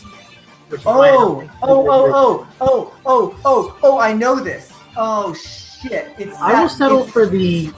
I will settle Does- for the series. Title. Does I it? don't- Is it the guy that has the skull head thing? Fuck. I remember. Oh, when I worked at GameStop, I'm It never was gonna a remember. bizarre fighting game because it was all played with motion controls. Just so you guys know, I'm gonna have to leave after Nintendo's. So Okay. Fair enough. Eugene, you are on the precipice. It's like I because just need a name, buddy. I remember organizing the fucking shit, and I remember it was at the front of the thing when I was organizing it at GameStop. So that I can't remember any fucking names though, dude. All right. Well, the chat agrees with me. They think you're close enough, and considering I'm pulling the otaku card here, I'm going to give it to you. This was a Bleach fighting game. Bleach, fucking It was Bleach. bizarre as hell. Like to play it, you had up and down slashes, left and right slashes, and stab, and you literally just had to go like. And you would run out of That energy. sounds about right. And you have to like charge up, and then you just keep doing this over and over again. am I giving Which- him the point or? Yeah, Eugene gets that one. What was it called? Like, was there like a subtitle or something? Bleach Shattered Blade. Okay, Without- I'm looking it up. Yeah, I remember that. Yeah, I remember this cover. It's got like the two guys facing each other. Yeah. Dude, I was just impressed that you got the guy with the skull on his face. Like as soon as you said that, I was like, oh, this guy, like he's earned it. Yeah, right. See, I mean, I know what I'm talking about. I just don't remember the name of the game. So All right, my turn. Yeah. All right. Okay, I'm just gonna jump right into it. Is the volume? Okay, the volume's the same. Okay.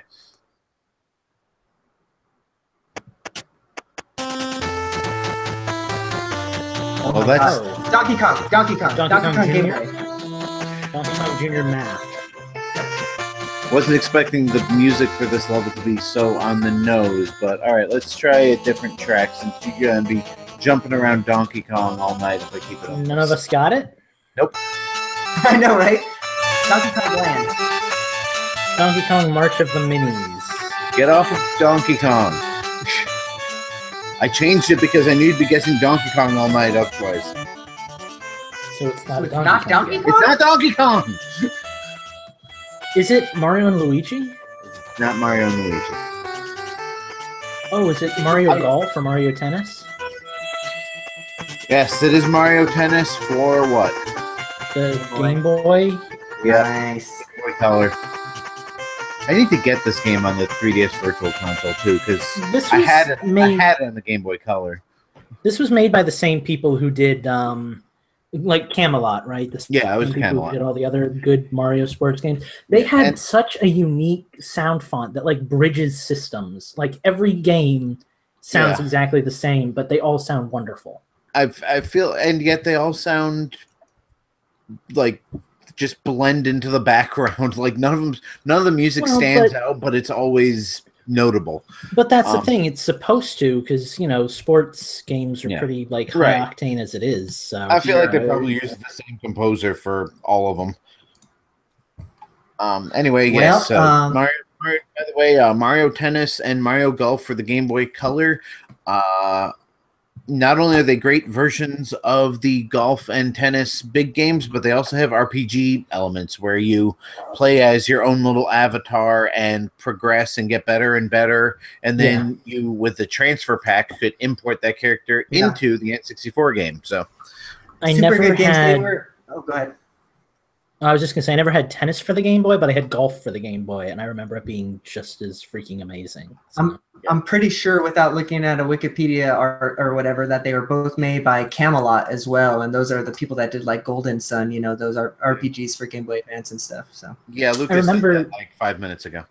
Oh, sorry. I guess I remember the sprites were so simplistic on the Game Boy that I chose Kid, like the default character for the game. And when I put him into Mario Golf, not tennis, when I put him into Mario Golf on the N64, I hadn't realized that he was dark-skinned until I made the transition. Because on the Game Boy, he just looked like sprited, like you couldn't tell. You bring him in, and I'm like, oh, this is different. Like I've never done this before. Look at me, I'm ethnic now. Yeah. All right, so I've got my last track. I think your video is so horribly out of sync on my end, Eugene. It's weird. For what it's worth, you're the only one with high quality video on my screen. But for what it's worth, the score is right now. Me and Eugene are tied at 3. Justin's got a point. So I am Steve tonight. Well, this one shouldn't be too hard, I don't think. But I don't know. We'll find out, I guess. Let's see. Here's the first track.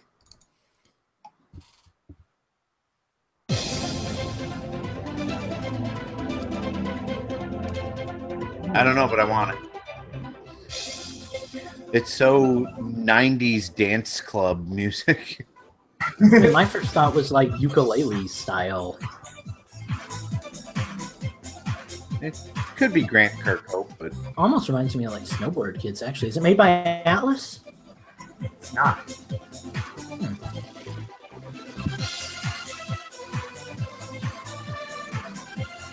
I like it. I got nothing. Give us a clue or give us more music. Okay, I'm going to give you the developer. Developer. I'm gonna give you more music, actually. Okay. I want to keep you guys guessing. I really like this soundtrack.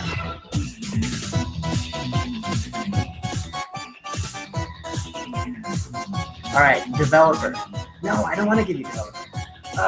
Okay, developer is Inti Creates. Okay, Mighty Number 9. Mighty Switch Force. That other game, the Switch Force one, Switch Force, the one with. Wait, is this Blaster Master Zero? Nope. Is it the blonde guy, Azure Striker Gunvolt, or one of those? You guys are not even close. I'll give you that. You guys are in the right ballpark, sort of, but like you're not there yet. Those are the only games that I know of that Inti Creates made. Were the ones we just listed. It's a more modern game than retro. Really? I didn't know Inti Creates was around for that long. This game was released in 2007. I'm guessing that would make it, what, like a Wii game? DS? It was a DS title. Here's your next track. It's not like Meteo, is it? No, but I love that game. This one is maybe not so much of a Metroidvania. I guess it is technically, but a lot of people wouldn't think of it as that. So maybe, I don't know. I'm going to give you another hint. The publisher was Capcom. But this wasn't a Mega Man game then, was it? I don't know. Lucas? Yeah, you hit me right on the head. All right, it was a Mega Man game. Justin, I'm gonna have to give it to you just because. Is it like a Battle Network game? I don't think this came out for. You said DS, right? It's a DS game. There was a shit ton of Battle Network games for the DS, but it was not that. This was Mega Man ZX, and Axe got it in the chat. Okay. Oh, did those See, ever come out in the States? Mega Man got. From the sound of it, I would say no, it did not come out in the States. No, yeah, Mega Man ZX totally came out in the States. Japanese music doesn't mean that the game didn't came out. It just means that they recorded good music for it when they were developing it in Japan. Yeah, well, this is not one of the good music tracks. The rest of them were definitely That was better. beautiful. Right? I love that Just shit. why I figured you So know I what it picked is. it. All right, Justin's up to 2 points, but his racism brings him back down to 1.5. Racism, you're white. And we're going on to my last game, and it's a doozy. And actually, I'm sorry, this game, I want to correct myself. This game actually came out in 2006. I looked it up. September 12th, 2006 in North America. July 6th, 2006 in Japan. So my apologies. I had a moment in my life where like I was all about like Mega Man and everything that Mega Man represented. And like I dug up background on like every Mega Man and every series and stuff. And like the Z series was always one that I wanted to get into, but I never really got the chance. So it's cool. Yeah, I've never been that into Mega Man, so if you ever see ZX somewhere, pick it up. That's probably one of my favorites of that series. That wasn't a sister bundle, right? Like that wasn't one where they had like ZX and ZY. Well, I want to say that there's actually a bundle. Let me look it up. I'm pretty sure it's like ZX Generations or something, and it has like all of them in it or something like that. But you play another track, and I'll look it up for you. ZX. Okay. My last game, and away we go.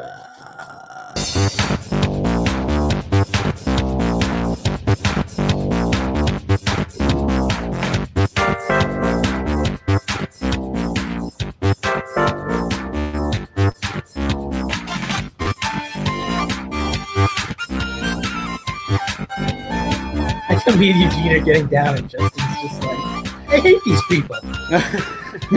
I'm also trying to pick my my last game here.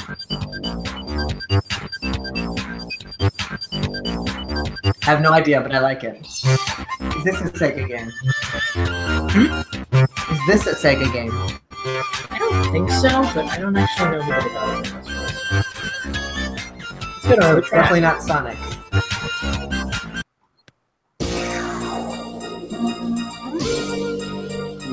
I've liked all the music I've picked, except the Star Wars stuff.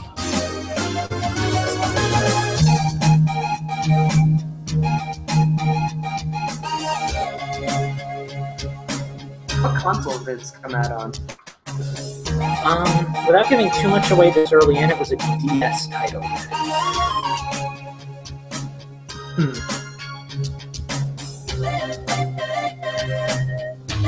Oh, it slowed down very awkwardly there. That might have just been a network. Yeah, the tempo is really weird. It sounds fine on my end. Well, la-di-da for you. I have no freaking. Shall we go to another track?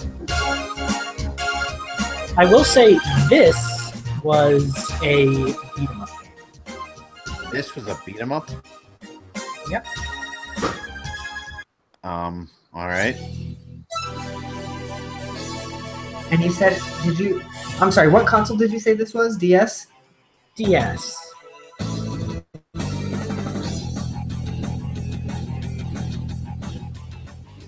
This was a beat 'em up game with a unique gimmick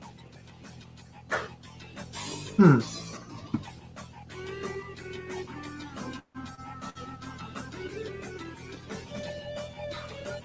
I've got to say, I've got nothing. I'll go a little bit farther as I move into the last track.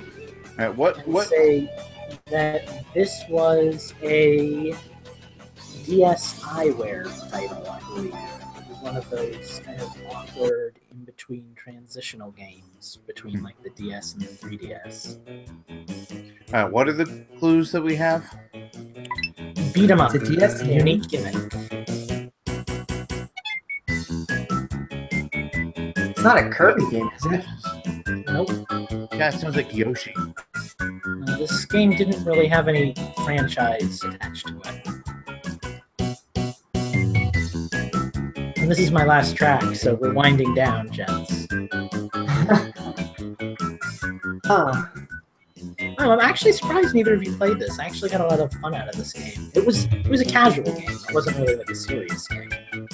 Did you give us developer or I don't know it. It wasn't really a game that was big enough to.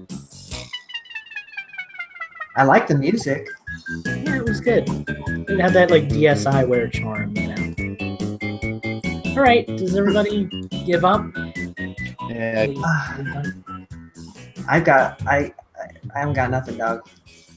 This was a game called Photo Dojo. Oh, Yeah. that was so Yeah. cool! Where you take the picture and then you can You would take a picture of your head, your yeah. body, or you could like draw something and you would animate it punching, kicking. You could give it like a special attack. Yeah. Yeah. I actually played the hell out of that game. That was actually really fun. And didn't it become free for a while or something like that? I think so. I don't know. I bought it like at launch, so. But Yeah, it that was a like the really poor cool game, man's- actually. It was like the poor man's easier to develop for Mugen. Because like you didn't have to go in and change all the code and everything, but you also kind Right. of had to be creative with like how you added in characters, and it wasn't really as like in depth. But I want to say Photo Dojo was Nintendo published and developed, even. it might have been. I don't know. Interesting. I'm not willing to look it up, but maybe Eugene is while Justin gives us his next track. Sure. I didn't want to give you another Game Boy game, but I came across one here that I think is worth throwing out there for the fun of it. So let me. I'd like to point out that this is the official tiebreaker because Eugene and I both have 3 points. That's true. Photo Dojo is Nintendo published and developed, by the way. I never realized that. Oh, sad. Not only is this going to be another Game Boy game, but I don't think the music is in stereo, but we will find out. I swear if it starts with the Donkey Kong theme, I'm going to be really pissed. I doubt it. Metroid 2. Metroid 2. I almost did Metroid 2, Okay. in fact, but no. This isn't Kid Icarus for the Game Boy, is it? It is not. It's the monsters.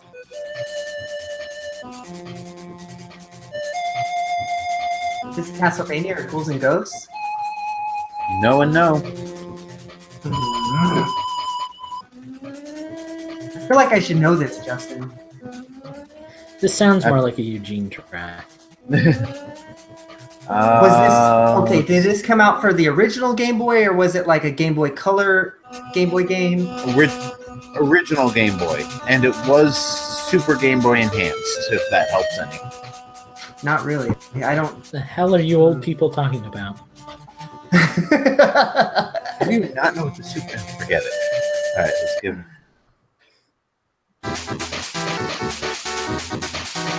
I played so few Game Boy games. See. It It's not like- was. What? Go ahead. It's not like. Is it Bubble Bobble? Maybe? No, I don't know. Just you talk. Is it like Go ahead. is it Bubble Bobble? It is not Bubble Bobble. Is it like think somebody Bionic has that on. Commando for the Game Boy or something? Or No, it is not. It was published by Nintendo. Was it a license? Oh no, it can't be licensed. Oh God. Published and developed? No. Well, sort of. It was a joint project between Nintendo and 2 other developers. Oh god. All right, I need to get out of all these little. Here we go. Stop that. Stop it. Stop it. Just play Played something all longer. the- What? Yeah, it's down to all like the little 3-second. Eugene, Things I don't here. know if we've ever played this game. I feel like we would have gotten it by now. All right, hang on. I need to stop this because Wait, it's just jumping from one to another at this point. All right. Yeah, I've got nothing. All right. Like it sounds vaguely familiar, but It is.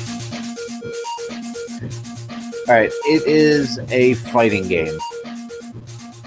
fighting game on the Game Boy. Fighting game. Definitely never played it, Justin. Mortal Kombat for the Game Boy? Nope. This was published by Street Fighter Nintendo. for the Game Boy. Nope. Street Fighter 2 for the Game Is it Killer Instinct for the Game Boy? There we go. What? Is it really Killer Instinct for the It is Game really Boy? Killer Instinct for the Game Boy. Oh wow! Oh shit! It was like the most I was- lackluster win I've ever seen in a Nintendo. I know, right? Is it? I don't know. I thought it. Killer Instinct? Yeah. Oh.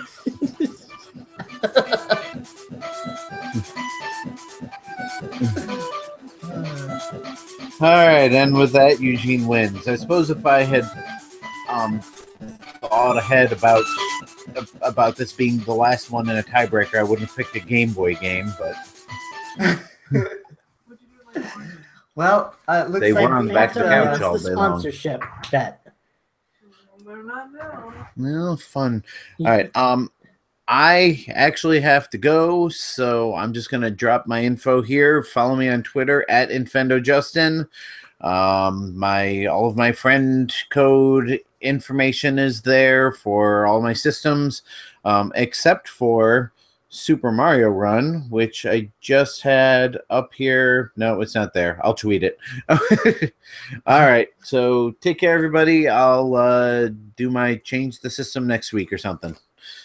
Awesome. All right. I look Have a forward good to one, talking man. to you about it because I'm nearing completion of Metroid, and I'll talk about that here. I am nowhere near. I've played like a couple of hours this week, so I got nothing to say. on it. Spoilers. All right, I'm taking off. See you, Justin. Have a good night. Bye. All right. Well, since So- I win, I guess I have to murder you guys with my bow or something. I don't know what's going I actually kind of want to have like little blue holograms of like my face and Justin's face. And the little song that they play every time in the background when like Yeah, when the right. Hunger Games get killed. like. Doo, doo, doo, This is going to be a very civil change the system, since it's basically just going to be you and me each discussing a game and one of us going, "Oh, interesting. Do tell me more." So, right? I'm feeling like this is going to be a pretty short change to the system because I don't have actually, too terribly much to talk about. I have 3 games, but I mean, we'll see how it goes. But I've do you need to actually got take few a talk break or about, anything so- before we get rolling on it? I think I'm okay. I mean, Oh. good. Hold on. My headphones What's got up? unplugged. I lost you, Lucas. No, There you are. Eugene, come back to me. You can blame Sorry, it did you- all on me. It was something. Did you say in you were ready to everything rock and roll about to you. change the system? Well, I am going to make a note in my Audacity. That might be a good idea. This is weird. This feels less like we're doing Infendo and more like we're just having a casual Skype session. Yeah, right. And when we're playing like Splatoon or something. Well, I'm going to start changing the system by telling people. I think I can tell people this because he didn't say not to. Looks like Steve got an Apple Watch, so that's cool. I guess. if you Yeah. like Apple Watches. That's a thing. Is he playing Pokemon on his Apple Watch? I highly doubt it. I think he's just chilling out, maxing, relaxing, all cool, and all shooting some meatball outside of the school. You know, the usual stuff. Yeah. Well, since it's just you and I, Lucas, on this change of the system, I don't know if you want to take the lead or if you want me to take the lead. But have you been playing anything new this week? Yeah, a couple things. Should I get us Well, rolling? Yeah, why don't you take the lead then and tell us what you've been talking about, and then yeah, we'll hit it. All right, are we back in like podcast zone? Like, should I lead us back in or something? Like, Yeah, why don't you what lead a us back in? wonderful, oh, what a wonderful Nintendoons we had. There were moments of joy, frustration, and anger, but in the end, only one champion prevailed. Eugene from the Squid District, with his massive head and googly eyes, did verily triumph over the other contenders and win Nintendoons 4010. 4010. 4010. Yeah, so that was Nintendoons. I lost, but I'm not even salty about it because Eugene won, and I feel like I don't get to see that much, so that was cool. I had a Yeah, good time. I'm not sad about it either, so we're all right. And I beat Justin. We battled it out at the end in a little tiebreaker. Justin might be a little bit salty, but you know, what ifs. Yeah, it is what it is. But now we get to talk about Change the System, so that's cool. And I have quite a few things to talk about, to the point where I want to actually boot up my Switch while we're doing this so I can mention all the crap I've been doing. I didn't realize you were playing so much. Okay. Well, you did say that you had finished or were finishing a game that you had been playing recently, or that you wrote a review of recently, so I don't know if you were going to talk about that. But I am excited to hear it if you are. You mean Mario and Rabbids? Uh-huh. No, I haven't really touched that since the store. Oh, I thought that you said that you had booted it up and you were about to finish it. No. No, it was just that YouTube video in the group chat. Well, you tell me what you've been playing, Lucas. How about I just sit here and respond by shaking my little squid wigs? Okay, well, let's get the easy one out of the way first, because nobody really wants to hear much about this, and Steve's not even here. But Minecraft, that was a thing I played. I played a lot of Minecraft. Building a big old castle, calling it Siglantis. Just go to my Twitter, check it out. It's Siglantis. freaking ginormous, and I'm putting a lot of time into it, more time than a healthy adult male should. But it's interesting, so that's something. And like everybody's come to visit, even though I specifically didn't want them there, and then they showed up. And I was just gonna ask you if people had come, or if you had opened it up to like the Infendos. Well, like I didn't want to. It's mostly just been our group, but like I was thinking, like, oh, I'll keep it a surprise, or oh, I'll do it by myself. And then people show up and they're like, oh, let me get you a bunch of stone for your giant walls that you decided to build like 15 blocks high. And I'm like, okay, that sounds like a good idea. So there's been a lot of hanging out in that, but it's been kind of few and far between because we haven't really been like Skyping lately. So sure. More interestingly, Thimbleweed Park is an indie game that came out last week that Phantom bullied me into playing because we were both kind of interested in it, and I was like, yeah, what the hell? Let's try that. I didn't realize that you were going to get that one. I've actually played that game before, but I played it when it came out on Steam. Mm-hmm. Yeah, I'd never heard of it before. I actually want to write a review for it on Infendo if you haven't done that already, like 3 years ago. Well, no, because when it came out, it wasn't a Nintendo game, so. That's right. Cool. Well, I'm not all the way through it yet because I kind of lost interest. But that first day, I played like 8 straight hours. Like I was really into it. It's point and click. It's an old school point and click game with a sense of humor and full voice acting, which is pretty cool. Yeah, it's a good game. I mean, there's a lot to it. It's a good game in what it provides, like outside of the gameplay. The gameplay itself is very traditional, with the exception that you control 5 different characters. But you know all of this because you've played it. I never played it to completion. I'm kind of with you on that one. It's yeah. I kind of lost interest. The reason why I got it though is because it was made by, I want to say, Ron Gilbert, right? The guy of old like LucasArts fame. Do you know these? I don't know. They parody LucasArts a lot, so possibly. I'm gonna look it up. You keep talking. Okay, but yeah, no, it's a good game. It's got a good sense of humor. Sometimes it's a little too self-referential. Like there's a lot of video game talk, like in the game itself, which kind of detracts from the overall story. But it's supposed to be kind of silly and nonsensical. Did you find it out? Yeah, it's he made like Maniac Mansion and Monkey Island and stuff like that. He was with LucasArts. That's like where what's his face came from as well. The shit, I can't remember these names today. But yeah, I did enjoy what I played of this game. But I just lost interest. I can't play a point and click like I could before. I'm exactly the same. Well, I've never been able to play point and click games. It's a game genre from before my time. It died out before I was even born, basically. And by the time I came along, there were just so many more exciting types of games. Like I don't have the nostalgia for it, so it really is totally dependent on the story.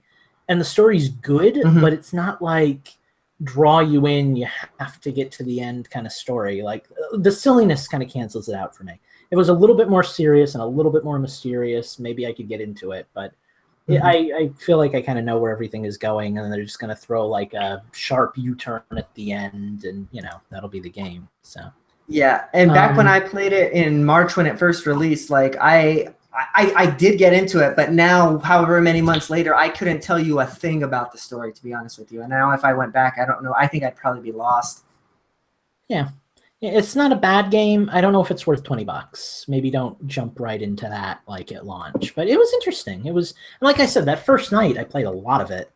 There are some minor glitches that were kind of frustrating. Like I had turned off text because I liked it better when they were just narrating and I didn't have subtitles over their heads. But then the subtitles just kept coming back. So I'm sure it's like, launch day little bugs that they didn't get a chance to test. But, they come and go, and it kind of is what it is, I guess. Yeah. I do have to say, though, if I were to play it, I would probably want to play it on the Switch just because of the portability of the console. So it makes it easier. I'm trying to find here. I got another game. I don't know the name of the game because it's a Japanese game. I had some money left over after the Monster Hunter thing. I had like 2,500 yen. And this game came out, and I watched like a video of it, and I thought, that's kind of a cool, cute little game. So that's a thing. But I'm trying to find out the official name of it. The only word that's in English is war. Oh my god, it's literally called Penguin Wars. I typed in Penguin Wars Switch. So Penguin Wars is a really old school game, actually, which they alluded to on the gameplay thing. And you basically, like, you throw little bouncy balls back and forth, and you try to hit the other person. It's kind of like dodgeball, like you roll balls at each other. And then when the timer runs out, like, whichever person has less balls gets less damage, and it's like a health-based thing. Whoever's got the most health at the end of the match wins. It's actually a lot of fun. Like, I was playing the first level of single player, like the story mode, and it's all in Japanese, so I have no idea what anybody's saying, but you're not supposed to. It's, a fun little arcadey game. Sure. And, like, I found myself just sitting there going, damn it, no, damn it, fix it, hurry, quick, fix it. Like, I was getting really into it. Like, it's a lot of fun.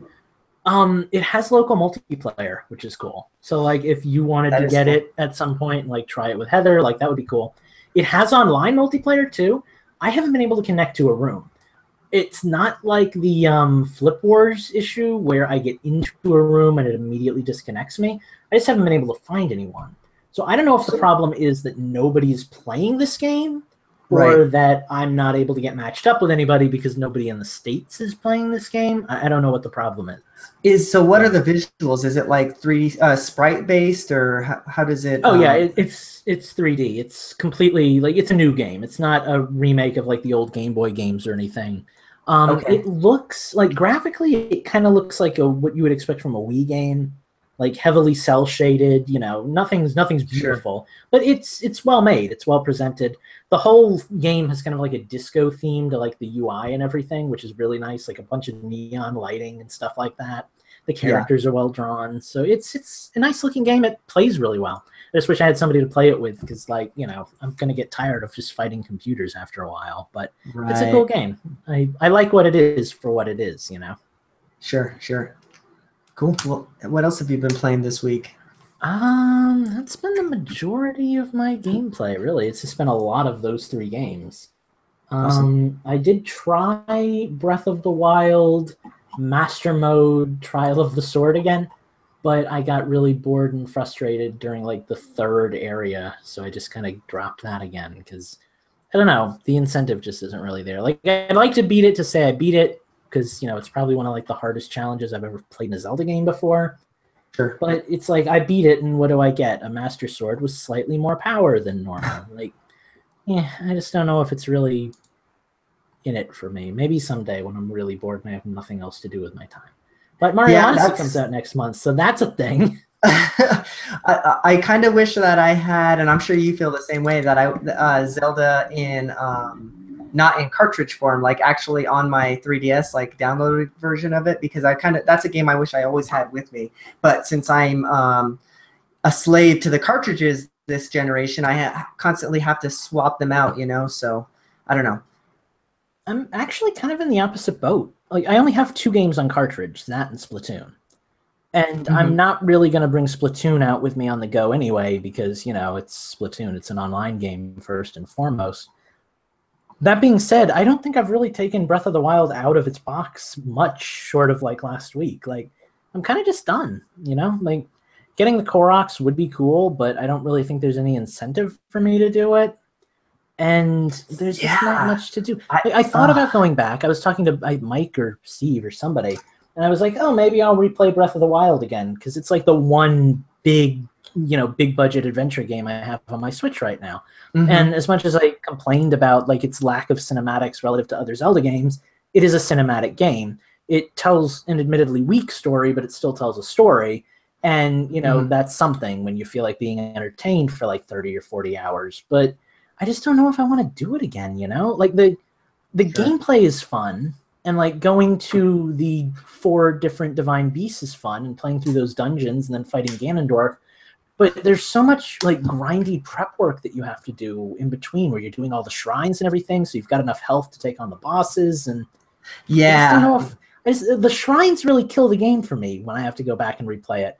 And those are one of the most interesting elements when you played it the first time. It's like, now I don't really want to go back and play it again, because unless I want to do it with like 6 hearts, I've got to grind a bunch of shrines, and yeah. And I have to say that the grind feels more prevalent in master mode too, right? Because you really need those extra hearts. You really need that extra stamina, when you're fighting the AI, which is like super. Oh my gosh, I fought a Lionel the other day. And I still have you beaten a Lionel in master mode, like the silver ones? Gold? No, I haven't even seen a gold Lionel. I don't know if I've ever beaten. I must have beaten a silver Lionel. I don't know if I beat it in master mode. I did beat a gold Lionel in master mode, so I feel like that overlaps with beating a silver one. And I did it like once. Like, I didn't get any of them to appear until after I beat the game. And then I walk up and I'm like, oh, hey, you're a gold Lionel. And I got like beaten out of me, but I survived. And I was like, did it. Done with that. Like, never going to do that. I've never even seen a gold one, so I'm nervous about that. I mean, if your pairing skills are like, or if you're ready, I guess you're good to go. But like, still. Or if you have a crap ton of fairies, because like a gold will take you out in one hit. Yeah. Yeah, for sure. I even wonder if part of the reason that you're saying that like the grind is more tedious in master mode isn't even so much that you're playing in master mode as it is just that it's your second time through. So like as soon as you go into like your first shrine again, you're like, oh god, I did this puzzle already. Like I enjoyed it enough the first time, but like I don't want to do it all again. Like I don't want to move blocks from place to place, and like I don't know, it's a different type of replayability than a game like Ocarina of Time or Skyward Sword or anything is. Because for me, those games, there's more immediate rewards, I guess. Like you beat a dungeon and you either get a new item or you get like, a new cutscene and you see like a goddess or something. And it's like with the shrines, it's like you just get like a bit of something that you need to progress. And it doesn't feel like it's enough to make you want to go through and do all those shrines all over again. So yeah, I did through master mode you got all the shrines, and we both had like finally getting that 120th shrine was like it. I don't know if I was happy or relieved, like it was like it's almost like a sense of relief. I don't know, and God, I feel like every time we talk about Zelda, I just end up bitching about Breath of the Wild. But like that was the point I was trying to get across when we were having our big like 10-man discussion.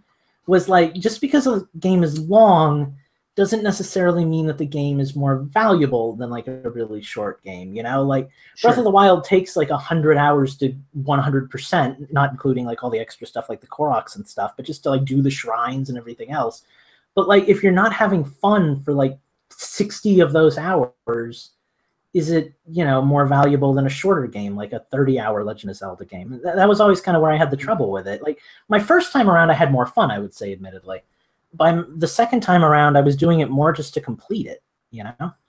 Yeah, I have to say that my second time, my first probably 40 hours with Master Mode, I was having a blast because I had the Korok masks, and I was trying to collect all the Koroks. I was in a little mini competition with you. I was trying to get all the shrines, so like that was really cool. But then after I did all that, and then like there's all the after stuff, like I don't know, I just don't really feel like doing the Trial of the Sword. Don't really feel like collecting the remaining, like 400 Koroks that I have to collect. So yeah, I don't know. It is. I still think it's a really great game. Don't get me wrong, but like I haven't picked it up in a few weeks. So yeah, I don't know. There's a little bit of like nana boo boo for me when because I still see a lot of people that play the game like religiously. Like I'll go on and like one of my friends will always be playing Breath of the Wild, and like it's a game that's much more popular than I would give it credit for, and you know that. But there's a part of me that's also happy to see that people have finally stopped playing it so much and have moved on to other things. And like, we're not just constantly replaying Breath of the Wild over and over again. Because I do feel like I was its biggest criticizer. And part of me wants to see people say, it was a really good game, but it might not any longer be my like God level, whatever. I still think at the end of the day, it's probably going to be my favorite game of 2017. But now having some time to reflect on it, I can definitely see the where it falls short, and especially after as many hours as I put into it, and I'm sure you have too. So okay, since there's only two of us here, and we're gonna have a little extra time, I feel like, real quick, you think it's gonna beat Mario Odyssey for your favorite game of the year? Well, I guess that remains to be seen, right? Like I haven't played that game yet, but knowing myself, I prefer Zelda games over Mario games, so that's just my personal preference. Well, see, that's my issue too, because like I do too, but like where I stand with Breath of the Wild. Sure. So like I'm really curious because I'm not even that excited for Odyssey. Like I want it and it looks really cool, but like I can't get in the right mindset. I can't psych myself up for it like I want to. So I don't know what's going to happen with that. I don't know if I'm going to have another Breath of the Wild experience when I play Odyssey, or if I'm really going to like it. But we'll I'm really. I mean, that's definitely my most highly anticipated game that's coming out like for the remaining of the year, right? But at the same time, I don't know. I guess we'll just have to wait and see. I'm on complete like media blackout for that game, so I don't want to see anything. So I want to be going completely surprised. Yeah, that's how I like to play them too. All right, well that was a good diversion. You've been playing anything cool? We'll take it. Yeah, I mean, nothing that's gonna take as much time as your game playing section. All the games that I've been playing, I've talked about. Well, that's not true, I guess. Let's start with Metroid first. I'm nearing completion of that game. I have 17 Metroids remaining. I have almost completed my inventory.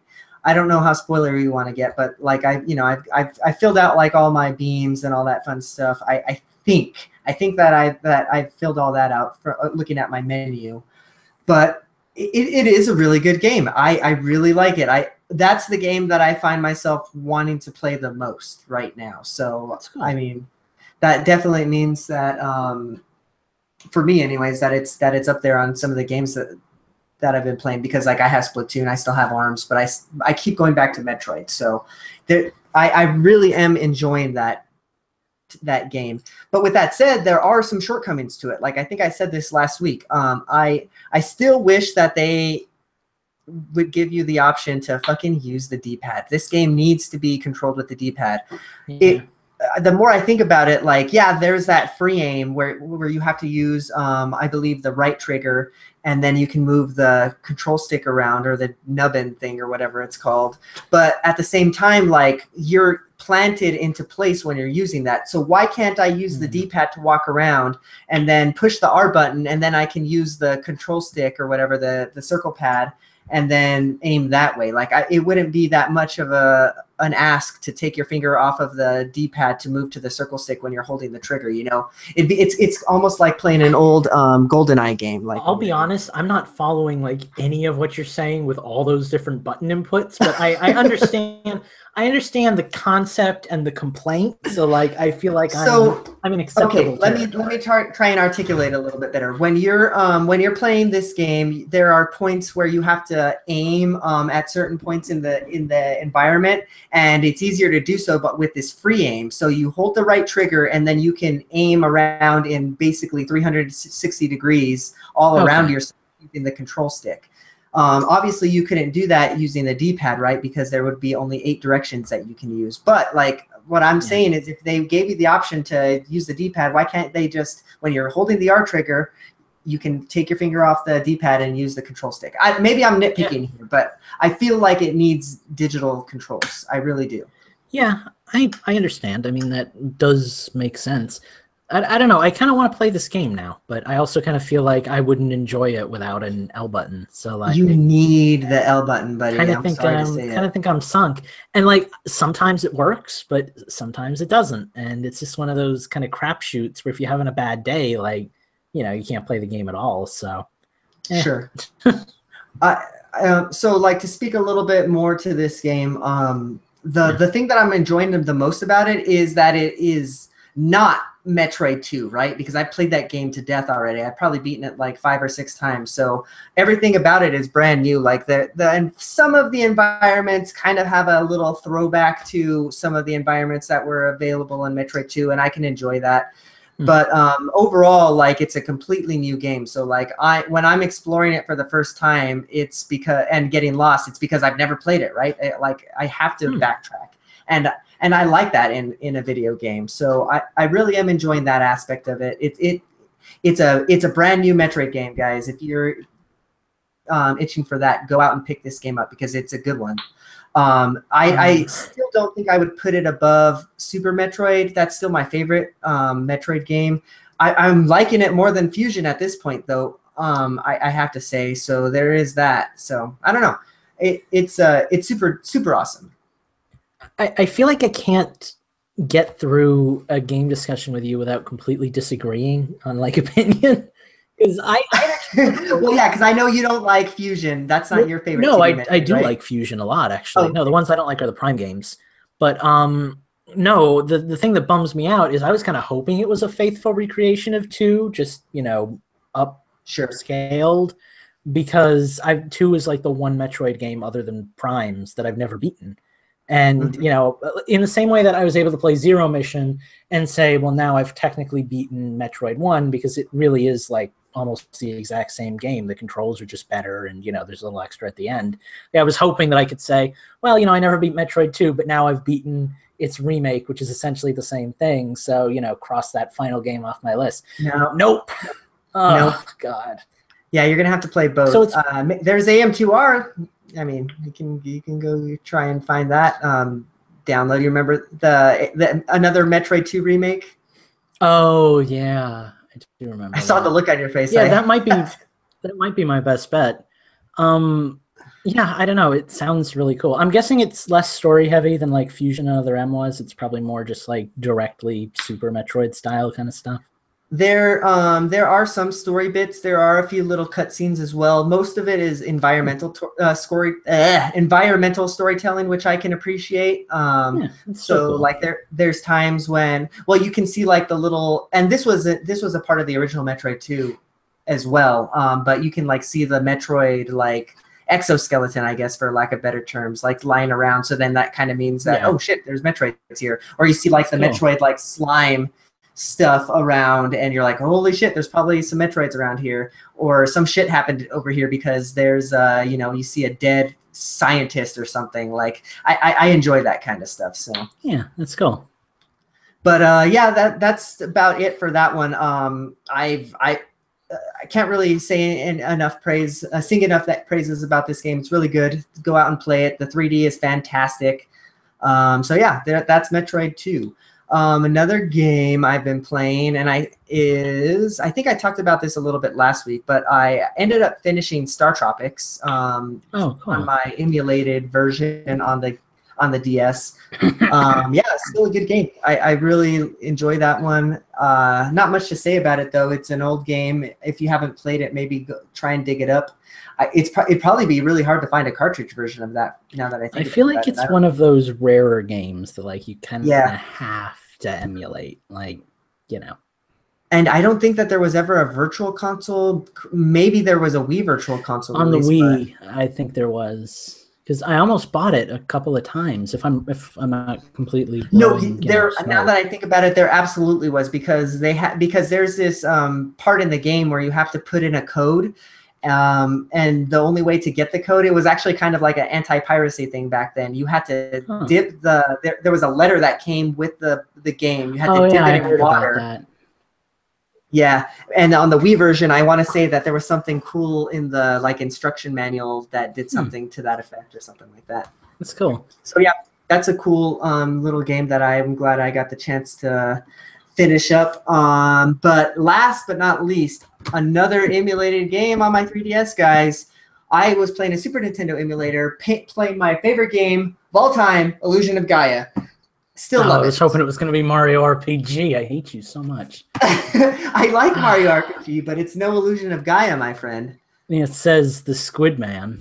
I don't know what I can say about this game. It's like a Zelda game, but with slight RPG elements. It's super good. I really fucking like it, guys. So it's also kind of sort of in a Metroidvania vein as well, because like you gain some upgrades to that, and then you're not able to like pass certain areas until you get these upgrades, you know, kind of like Metroid style. So, but it's in an isometric 3D type of viewpoint, kind of like what Zelda is, kind of like a little flashy.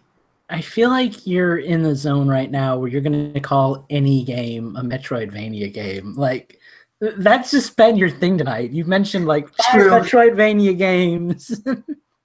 I guess that's kind of my headspace, but it does have those elements. I guess nobody would ever call this a Metroidvania game because it's not like a 2D platformer or anything like that.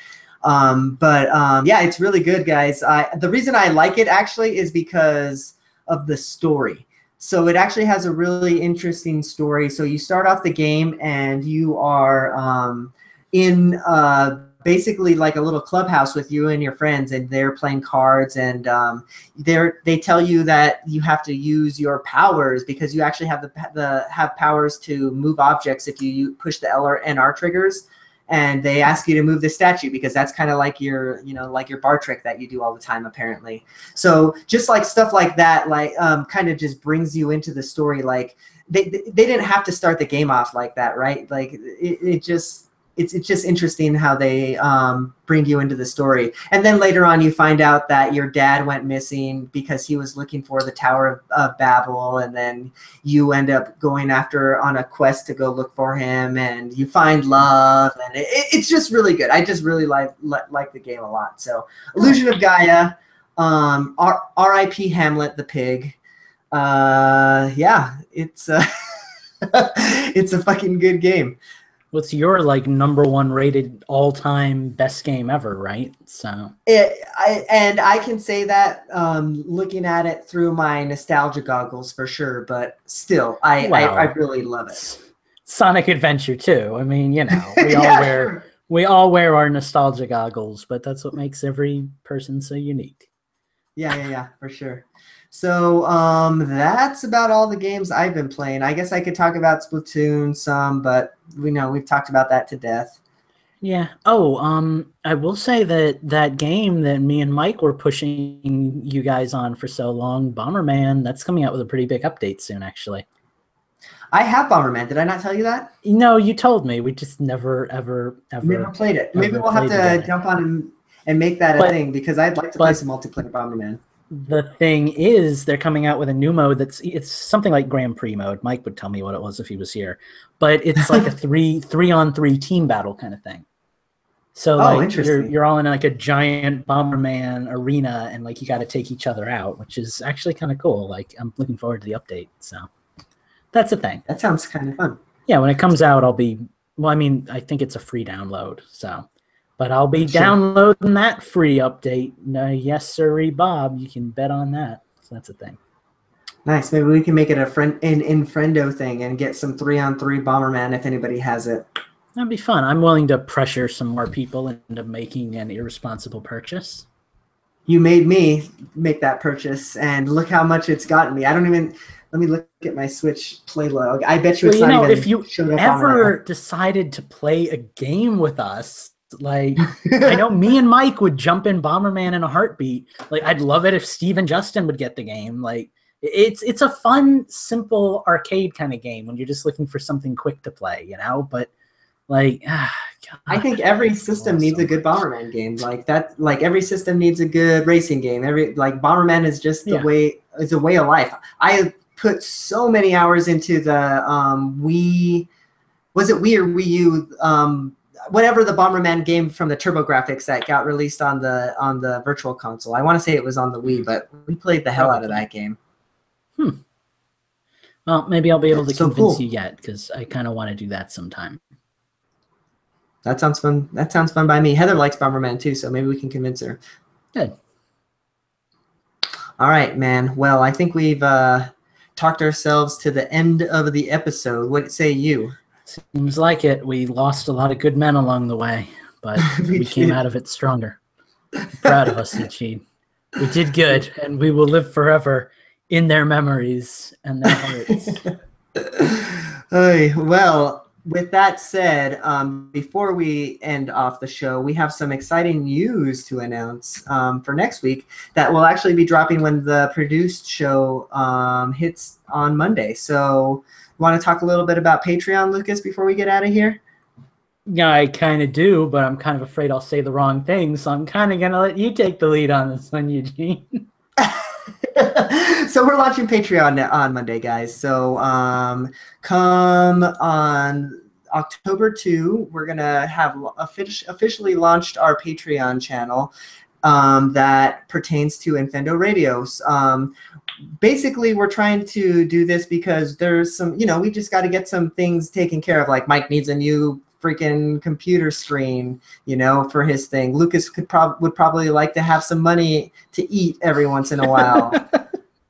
So I feel like we put out a pretty quality product most weeks, and being able to monetize it would only help that, because maybe we can get on some a little bit better platforms than Google Hangouts, so then we can actually make it a better show. So I don't know, we're gonna launch it. We hope that you guys like us enough to throw us a few dollars each week. So yeah, that's gonna be a thing. One thing I want to mention is that we're not like taking any content away from what we already do. Like we're not going to start charging for the podcast or start charging for, like the segment at the end where Eugene splices in some funny bits or anything like that, or the live stream. Like we're just going to be adding new stuff to the show, based on Patreon feedback, adding bonus content and things like that. So I'm sure we'll get more into that when we want to get more into that. But we're not going to be changing up our format or anything. We're not going to change who we are. We're the same people. It's just now we're begging for money. So that's our life from now on. Yep. We're really excited. Actually, yeah, we're hoping that things go well, but we love hope you that all one way or the other. We hope it takes off. Like God knows that Justin and Lucas could use a little bit of extra cash each and every week, so that would just help everybody out to, produce a more quality show. I'm going to give you a few little previews of some of the things that we're going to be launching with our Patreon. So, for example, one of the rewards that you guys can get is an early podcast, and we're hoping to get that launched on Friday, so as opposed to Monday. So what would be cool about that is we can, if you do subscribe to that tier, that we can give you a special RSS feed, and then you can download it on Friday as it comes out. So yeah, that's one of the interesting things that will come out there. So yeah, take a look on that on Monday. We're really excited about it. I know if Mike and Justin and Steve here, they tell you guys the same thing, but yeah, that's our Patreon. Lucas, I want you to sing us the Patreon song as we close the show. All right, I got this. This is the Patreon song. It's the best song. We are all really poor, and we need money to live. I haven't eaten in 3 days. Please, we love you. But if you don't, we understand. We're not gonna pressure you or anything. It's the Patreon song. It's the Patreon song. That's all I've got. I love you, Lucas. That Patreon song was beautiful. I love me too. So for those of you in the chat that are asking, we'll stick around for a little bit after the show and we'll give you some more details about the Patreon. But for now, Lucas, where can we find you on the internet this week? Where can you find me? Why, you can find me on Twitter at Mike_DA_parrot. I feel like I did something important on YouTube the other day too, but for the life of me, I can't remember what. Did I post like gameplay or something to YouTube? Did I do something important? I want to say that you. Oh no, that was last week when you posted Pokemon stuff and it got taken down. Literally within like a minute. Like I freaking okay, sorry. I know we're ending the show. I literally spent like 10 minutes editing a 10-minute long battle with like authentic Pokemon music in the background.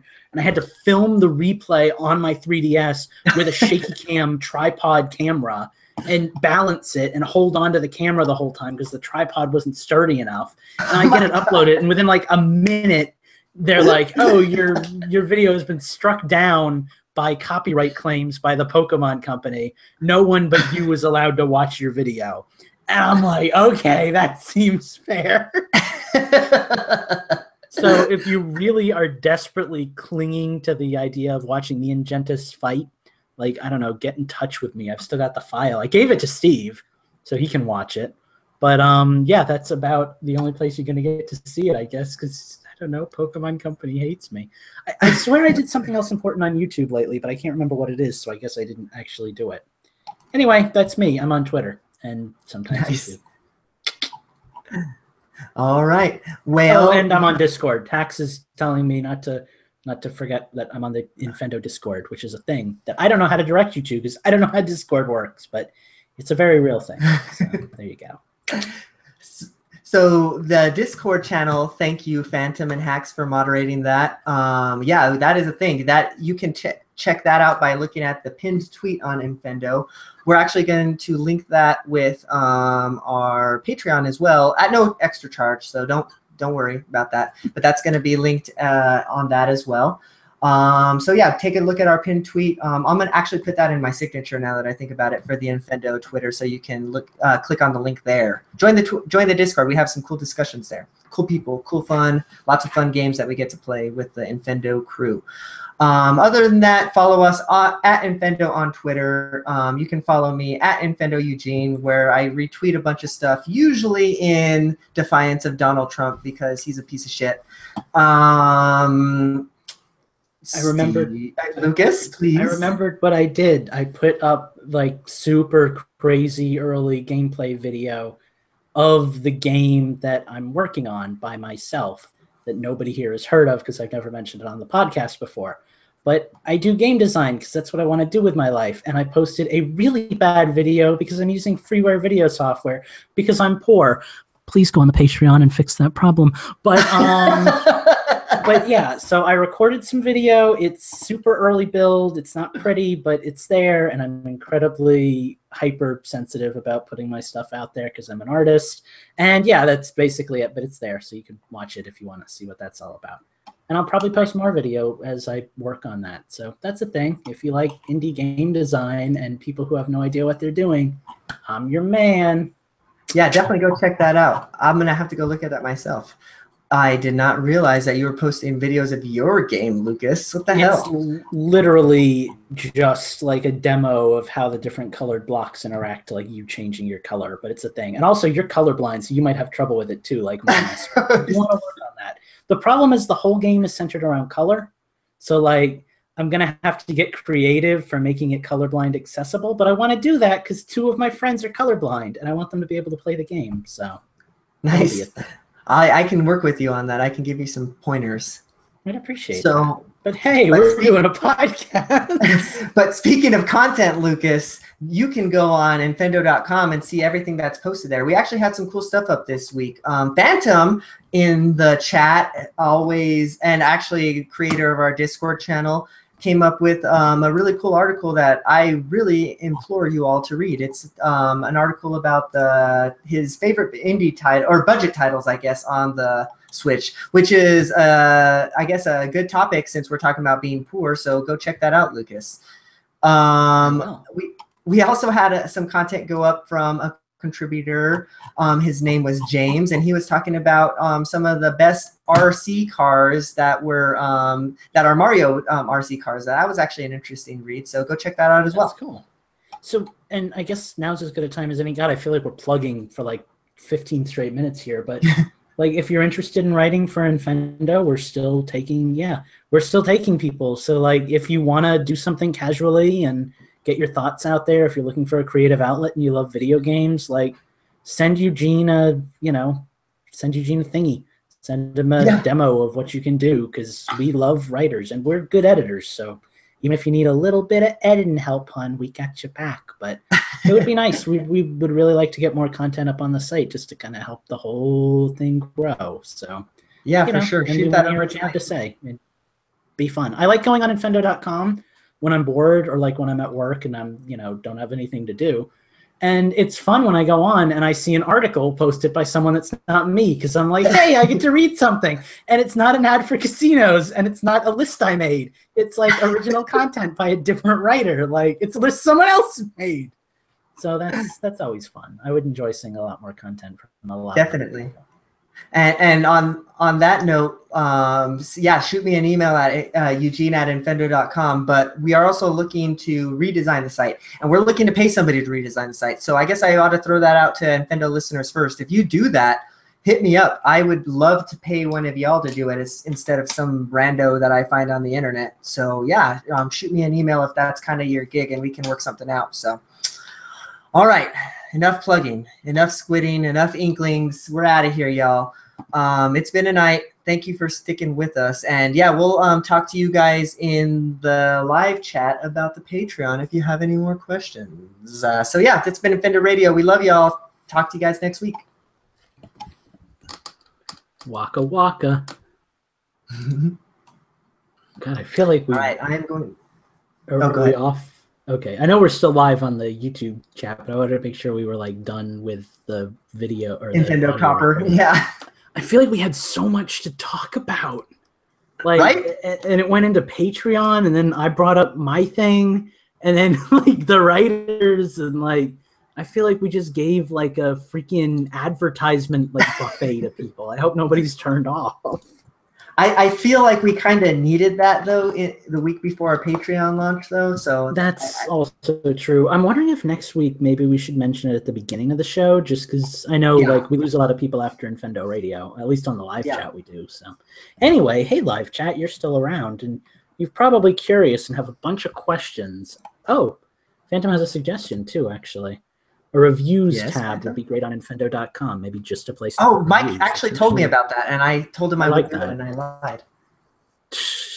No, there is a reviews tab. I put it right here. It's right on the very top. But Phantom, I think what the deal is we need to I need to go in and start tagging the reviews with the review tag. So I'll make that a priority here in the next week for you.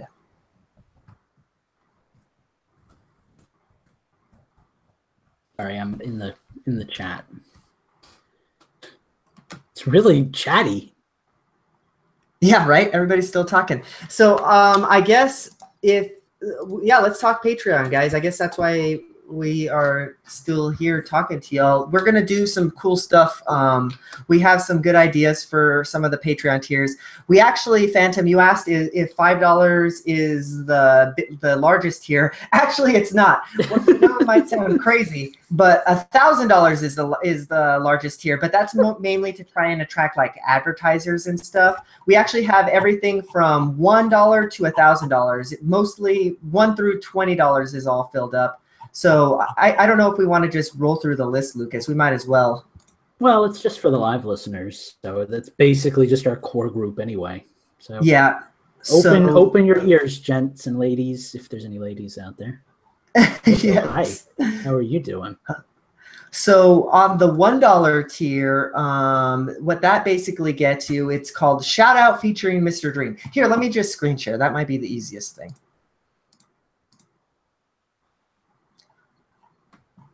Okay, so this is our Patreon page as it stands now. We might be changing out some background images and some stuff here, but our tiers are pretty much set. So we're thinking that at the $1 tier, you get your name read at the end of the show. So basically anybody who can give $1 or more is going to get their name read at the end of the show. So we'll have a long list and we'll just read everybody's name. So I think that'll be kind of a cool way to get everybody a little bit of a shout out. $2 tier is the Nintendoons level. Lucas, I still love this name. Become an elite agent. So send us Nintendoons suggestions. I know that Nintendoons is kind of our biggest segment, I would think. So I think that might be a really cool way to get people more involved with Nintendoons. And hell, if we get enough, maybe we'll just have to make an all Nintendoons show if we get so many suggestions. That could be pretty cool, you know? So the $3 tier is the question block. We're going to bring a section onto the show where we talk about listener questions. So if you have questions that you have about anything really, this is the place to hit that. So that's the $3 tier. We have the $4 tier. This is called Our Bodies Were Not Ready. We're going to start producing an outtake track, and then we're going to tack that in. So that's going to be what that $4 tier gets you. The $5 tier is the Early Birdo Special. This is what we were talking about earlier. This is going to grant you early podcast access. So that's where that's going to be at. I don't think that we're gonna try and get it to go on the very first week, but we might have to wait for early podcast access until the second week of Patreon launches. So we'll talk with you guys about that if you contribute $5 or more. So next we have the $10 tier. This is actually really cool. I want to see if we can flesh some people out on this one, because this is going to be you guys joining us on the Google Hangout as we record live. Now, we probably need to change some verbiage on this. This doesn't mean that you are actually going to be on the show. We'll get that too. That might be on a later tier that you'll see. But you'll actually get to be on the Google Hangout. We'll get to see your faces. You'll get to hang out. And through Google Hangouts, there's actually the functionality where we can just mute your microphones and stuff like that, mute your cameras. And you guys can talk amongst each other, but you won't be hearable on the show. So I think that could be really cool. I think that would be really interesting. Excuse me. So $20 tier, we haven't thought of anything yet. We might axe that one, but maybe we'll put something there. $50 tiers, this is where you can actually join us on the podcast. Now, we know that this is a little bit expensive, and we kind of did that on purpose because Infendo Radio is kind of a thing with us 5 people, right? Like, we kind of feel like we've really fleshed it out, and I think that we've really created a thing. So if we, created a tier at $2 where everybody can join the show, that might kind of kill the dynamic, right? At $50, it kind of sounds scummy to say it, but like if you're donating the $50, then obviously you're really dedicated, and we'd love to have you on the show. But at the same time, we're not going to have 10 people joining us every week for a podcast. So that $50 tier is going to get you once a month. So yeah, that's what that's all about. Lucas, do you have anything to contribute there? Because I kind of feel like I've been talking to myself here. No, it's okay. I'd actually prefer that you kind of go over this stuff. I think you do it better than me. But I was just gonna say, like, in regards to the $50 tier, there's always the possibility that like we'll be short a bunch of people and we'll ask for like a guest, host or something like that, or we'll bring on maybe like a game designer, if God willing that we ever get somebody like that, like a game designer who wants to talk about their upcoming game or something with us. Like, that's all still stuff we want to do, and they're not going to have to like shove over $50 or something to be a part of the show. This is just like an optional. I guess the point I'm trying to make is we're not going to start like hammering things out and saying, you can't give us a song suggestion, you didn't pay your $2. Like, it's just, it's extra. It's not, restricting things that we've already put into place. Like, you guys are like the listeners that listen every week. You guys are the listeners that talk with us every week. If you guys want to ask us a question and you haven't paid us $3 a month, we're not going to like not mention your question, or like, we're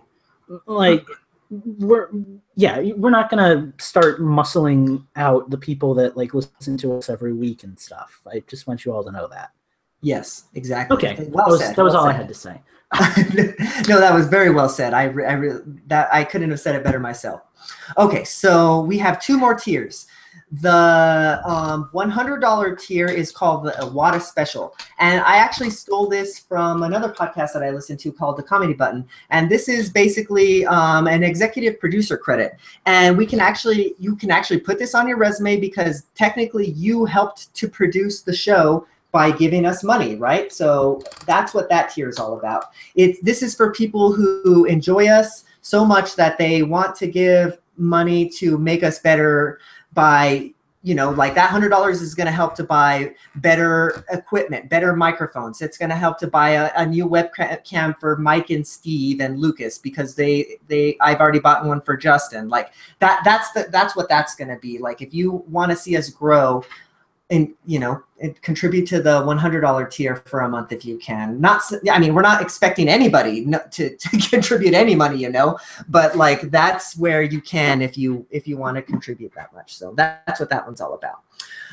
Lastly is the $1,000 tier. This is mainly for like advertisers, which we're all expecting all of you who are listening right now $1,000 a month because we deserve it. I'm sorry. I had to.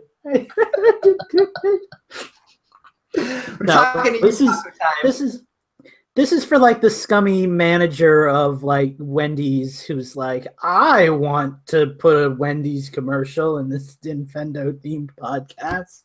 How can I do that? It's not gonna be like, do we even have anything to advertise? Like, this is for special people. Yeah, so like if you have, I don't know, if you're listening to the show and you have your own website that you're trying to promote, right? Like you have, I don't know, like a jewelry website or something like that, or if you have your own Etsy site or something like that, and you think that our audience overlaps enough that you want to give us $1,000 for an ad, great. That's where you can do that. We're not expecting anybody to give to that tier, but we put it on there as an option because hell, if somebody wants to give us $1,000, we're going to take their goddamn money. So that's what that one's all about. And again, I don't know if we stated this before, but so if you give to the $100 tier, you get everything lower than that. So you get you get to contribute on the podcast once a month. You get to join us on the Google Hangouts every week. You get to access to the early podcast episode. You get access to the outtake tracks. So that's how that's going to work. We'll clear that up in the verbiage before we launch, but that's where that is. And also, to add to the executive producer credit, we will also say your name at the end of the show. Not that we wouldn't because you've already given as the $1 tier, but we'll tell our audience you are the executive producer for this week's show, and then that's what that's all about. So, yeah, guys, I think we talked Patreon to death. I haven't really been keeping up in the chat. It looks like you kind of were, Lucas. Does anybody have any questions for us? The one question that Hacks had asked that I didn't get back to about was about the audio, which was like if you're, I think it was if you're a $2 suggest or $2 patron, and you give us a song for like Nintendo tunes, will we be using that song? And the answer is yes. It's not like, Yes. you're not just suggesting it, like that's working its way into the lineup somehow. So if we have like a bunch of, $2 patrons and they all give us song suggestions, like there you go. There's our Nintendo tunes for the week, Mm-hmm. So, And then if we have to, we can bank them. And then if like we have so many Nintendo suggestions, then there you go. There's a Nintendo show that you just created, because of all the suggestions. So yeah, and that's what I would assume we would be doing too. I mean, we're still talking about all this with ourselves. We've got a general idea, and we've written all this stuff out. We're still working through all the fine details. Like for the $50 tier, say lo and behold, we have like 3 people who all do $50. Well, obviously, we wouldn't bring on like all 3 people on one show. We would just have to space it out a little bit. But it is what it is. So. right. Or like if it's a week like this week when we're missing people, maybe we do bring all 3 people on that show. We'll kind of play it by ear. But what that does give you is once per month on the show guaranteed. So yeah, like Lucas said, we have to iron out the fine details, but it is what it is at this moment. And I mean, just for you guys even listening to what we have to say, we appreciate it. Like I said, I don't expect anybody to give us a dime, but if you do, that would be fantastic. Like Lucas said, he could use any extra money. I'm sure Justin could use any extra money. I know that. No, go ahead. Yeah, the fact is, like, 3/5 of us have more trouble, I think, supporting ourselves than we should. Like, I work a couple of jobs. Neither job is particularly beneficial when it comes to money. Mike is a full-time student, and Justin doesn't have a job. He's a stay-at-home dad. So, like, we love Infendo. We would do Infendo one way or the other. We just figure, hey, maybe there's a chance that we could get a couple of extra bucks a month, setting up a Patreon. Maybe if people like us enough to want the extra content, if you want to get like an early release for $5 a month, if you want to get, whatever privileges we've mentioned that I've already forgotten for $10 a month or whatever, then, you have that option. But again, I think I've bludgeoned this to death, but none of this is forced on anybody. We don't expect any of you to, jump on board. We won't say, oh, what a horrible Infendo you are to not be giving us, that's not how any of this works. Like, none of you have to support us with money. You guys support us with like your love and just listening to us week after week and being such a big part of the community. The people who are listening right now are the people who are part of our Discord and are part of our Twitter and are not just like our listeners, but our actual friends too. And we wouldn't ask that of you. Like, we don't expect you guys to give us money or all that ends. Like, you guys are our friends. You guys are our listeners. You're our Infrendos. And that's not going to change just because we have a Patreon. This is just something that, hey, we do get a decent listener base on iTunes. Maybe some of those listeners will want a little extra content, Yeah, exactly. And to that end as well, like if you do become a patron and you like run into some financial difficulties, like, I don't know, a fucking hurricane comes and then you can't be a patron the next month, like by all means cancel, like we're not about taking your money because when you can't afford to give us your money, like this is strictly if you can afford it. If you can swing a few bucks our way, we would love that. Like that's what this is all about. And with that said, so I forgot one last thing I kind of wanted to show was the goals that we had. So if we Patreon has these earnings-based goals. So we had come up with, if we start earning $250 every month, we will all lick our Switch cartridges at the close of every show. So that's something to look forward to if we start earning $250 per month. For $500 per month, the crew does the show in Nintendo-themed costumes, kind of like Eugene is already taking off on. If we earn $1,000 per month, we'll play a game after the show and record the audio. So, and then we'll put that up on a special feed as well. So that's actually that one. What we would do, we would actually just throw that on the end of the free podcast, because if we earn this goal, then we want everybody to experience the benefits. And that's kind of how all these goals are, right? Because we'll link our Switch cartridges for you, Infrendos.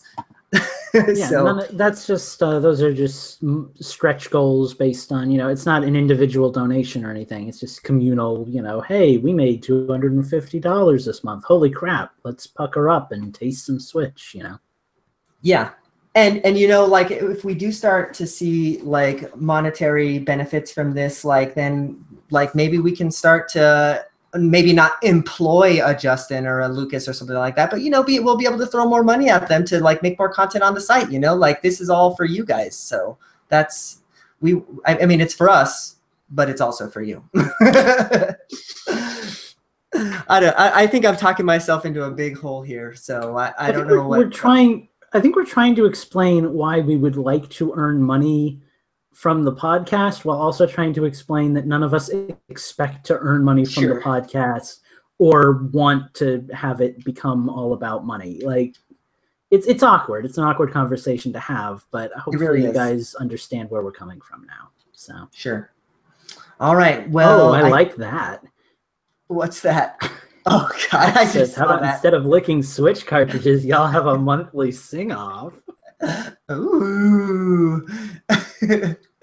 So Hacks and Phantom, and I'm going to be reaching out to you here in the next couple days, probably by the weekend, about the Discord channel, because obviously you guys have put a lot of work into that. So I just want to make sure that I'm not stepping on any toes there. Because I'd like to link the Discord channel if we could, but just want to have a conversation about that. Make sure that everything is going okay with that. So, all right, guys, we're gonna close the live channel. So see you guys next time. Thanks for sticking it out and listening to us. We hope to make Infendo better by launching this Patreon. So thanks for sticking with us. Make Infendo great again. Jesus. Bye, guys.